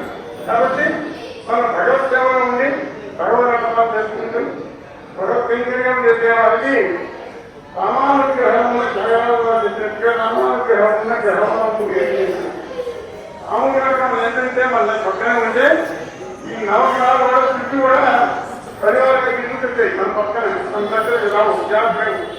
అట్లానే ఇంటి వాళ్ళు మన పక్కనే ఉంటే ఇంట్లో ఇంటి వారికి కొట్టుంటే వారి పక్కనే బాగుంటుంది, అక్కడే ఉంటుంది. మన దగ్గరికి రాదు, మన దగ్గరికి రాదు. అట్లానే భగవద్గీతం సంపాదించడమే మనకి. కాబట్టి ఎటువంటి వారు పలాభం అంటే ఇతరులకి పలాభం మనకి కాదు. పలాభంలో ఇతరులు మనకు అపరాధం చేయాలనుకున్న వాళ్ళు వాళ్ళకి పలాభం జరుగుతుంది. కాబట్టి పలాభానికి భయపడారు, శుభప్రదంగాలు జరుగుతుంది. సుధారించాలు ఎక్కువగా ఉన్నాయి. ఎవరు భయపడాల్సింది లేదు. భగవద్ అనుగ్రహం చేస్తారు.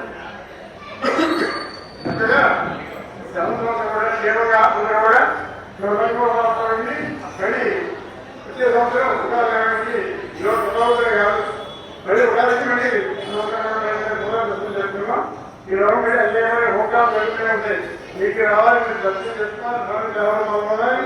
కాబట్టి దానివల్ల భయపడాల్సిందే లోకాలు గొప్పగా సగంగా ఉంది.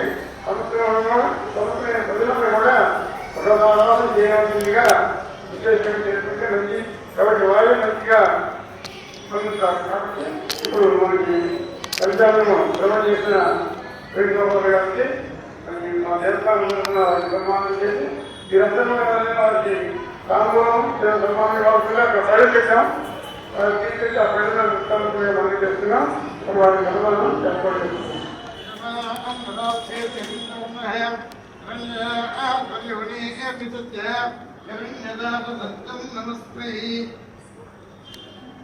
మంగళీయం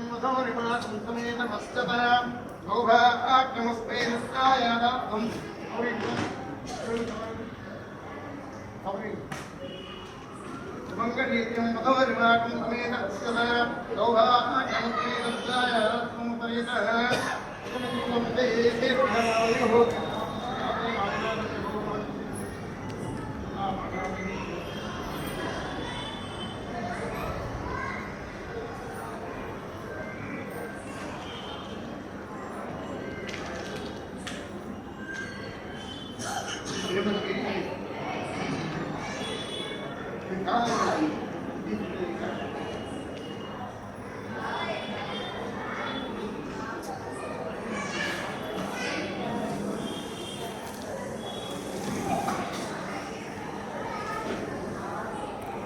దేవస్థానాలు అభియాసాలు ఒక భక్తులు ఇస్తారు.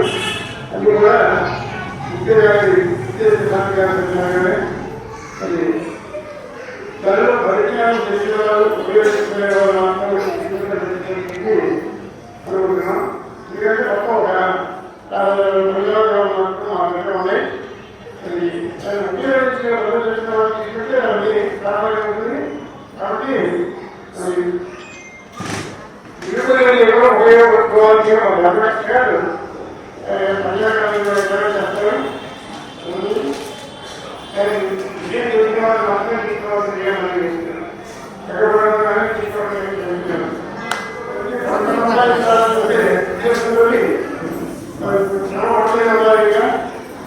ఇంకా అభివృద్ధిలో వచ్చి జ్యోతిష్ శాస్త్రంలో కానీ వస్తున్న శాస్త్రంలో కానీ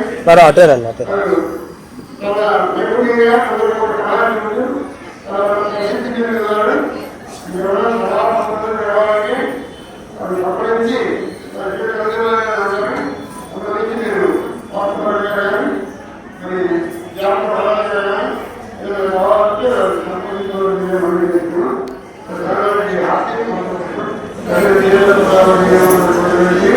ఇక్కడ పరీక్షలు ఓటుకోండి. అందరూ కూడా తీసుకొని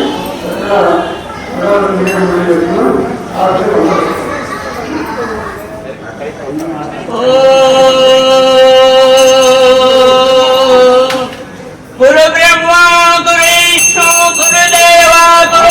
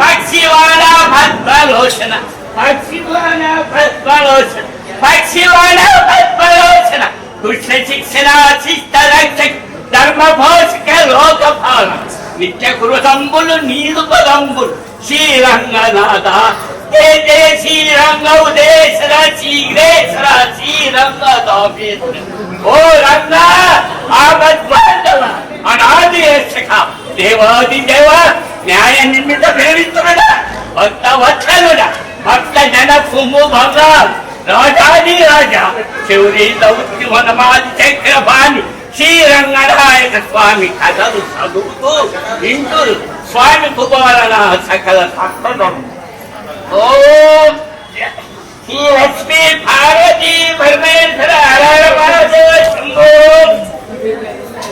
ఏ ఛానల్ అండి? ఏ ఛానల్? ఛానల్ కదా మామూలుగా పెడతాను. ఆయన పెట్టించుకున్నాను. అదేలే నేను ఇంకా మామూలుగా టీవీ ఛానల్ ఉందేమనుకుంటున్నాను.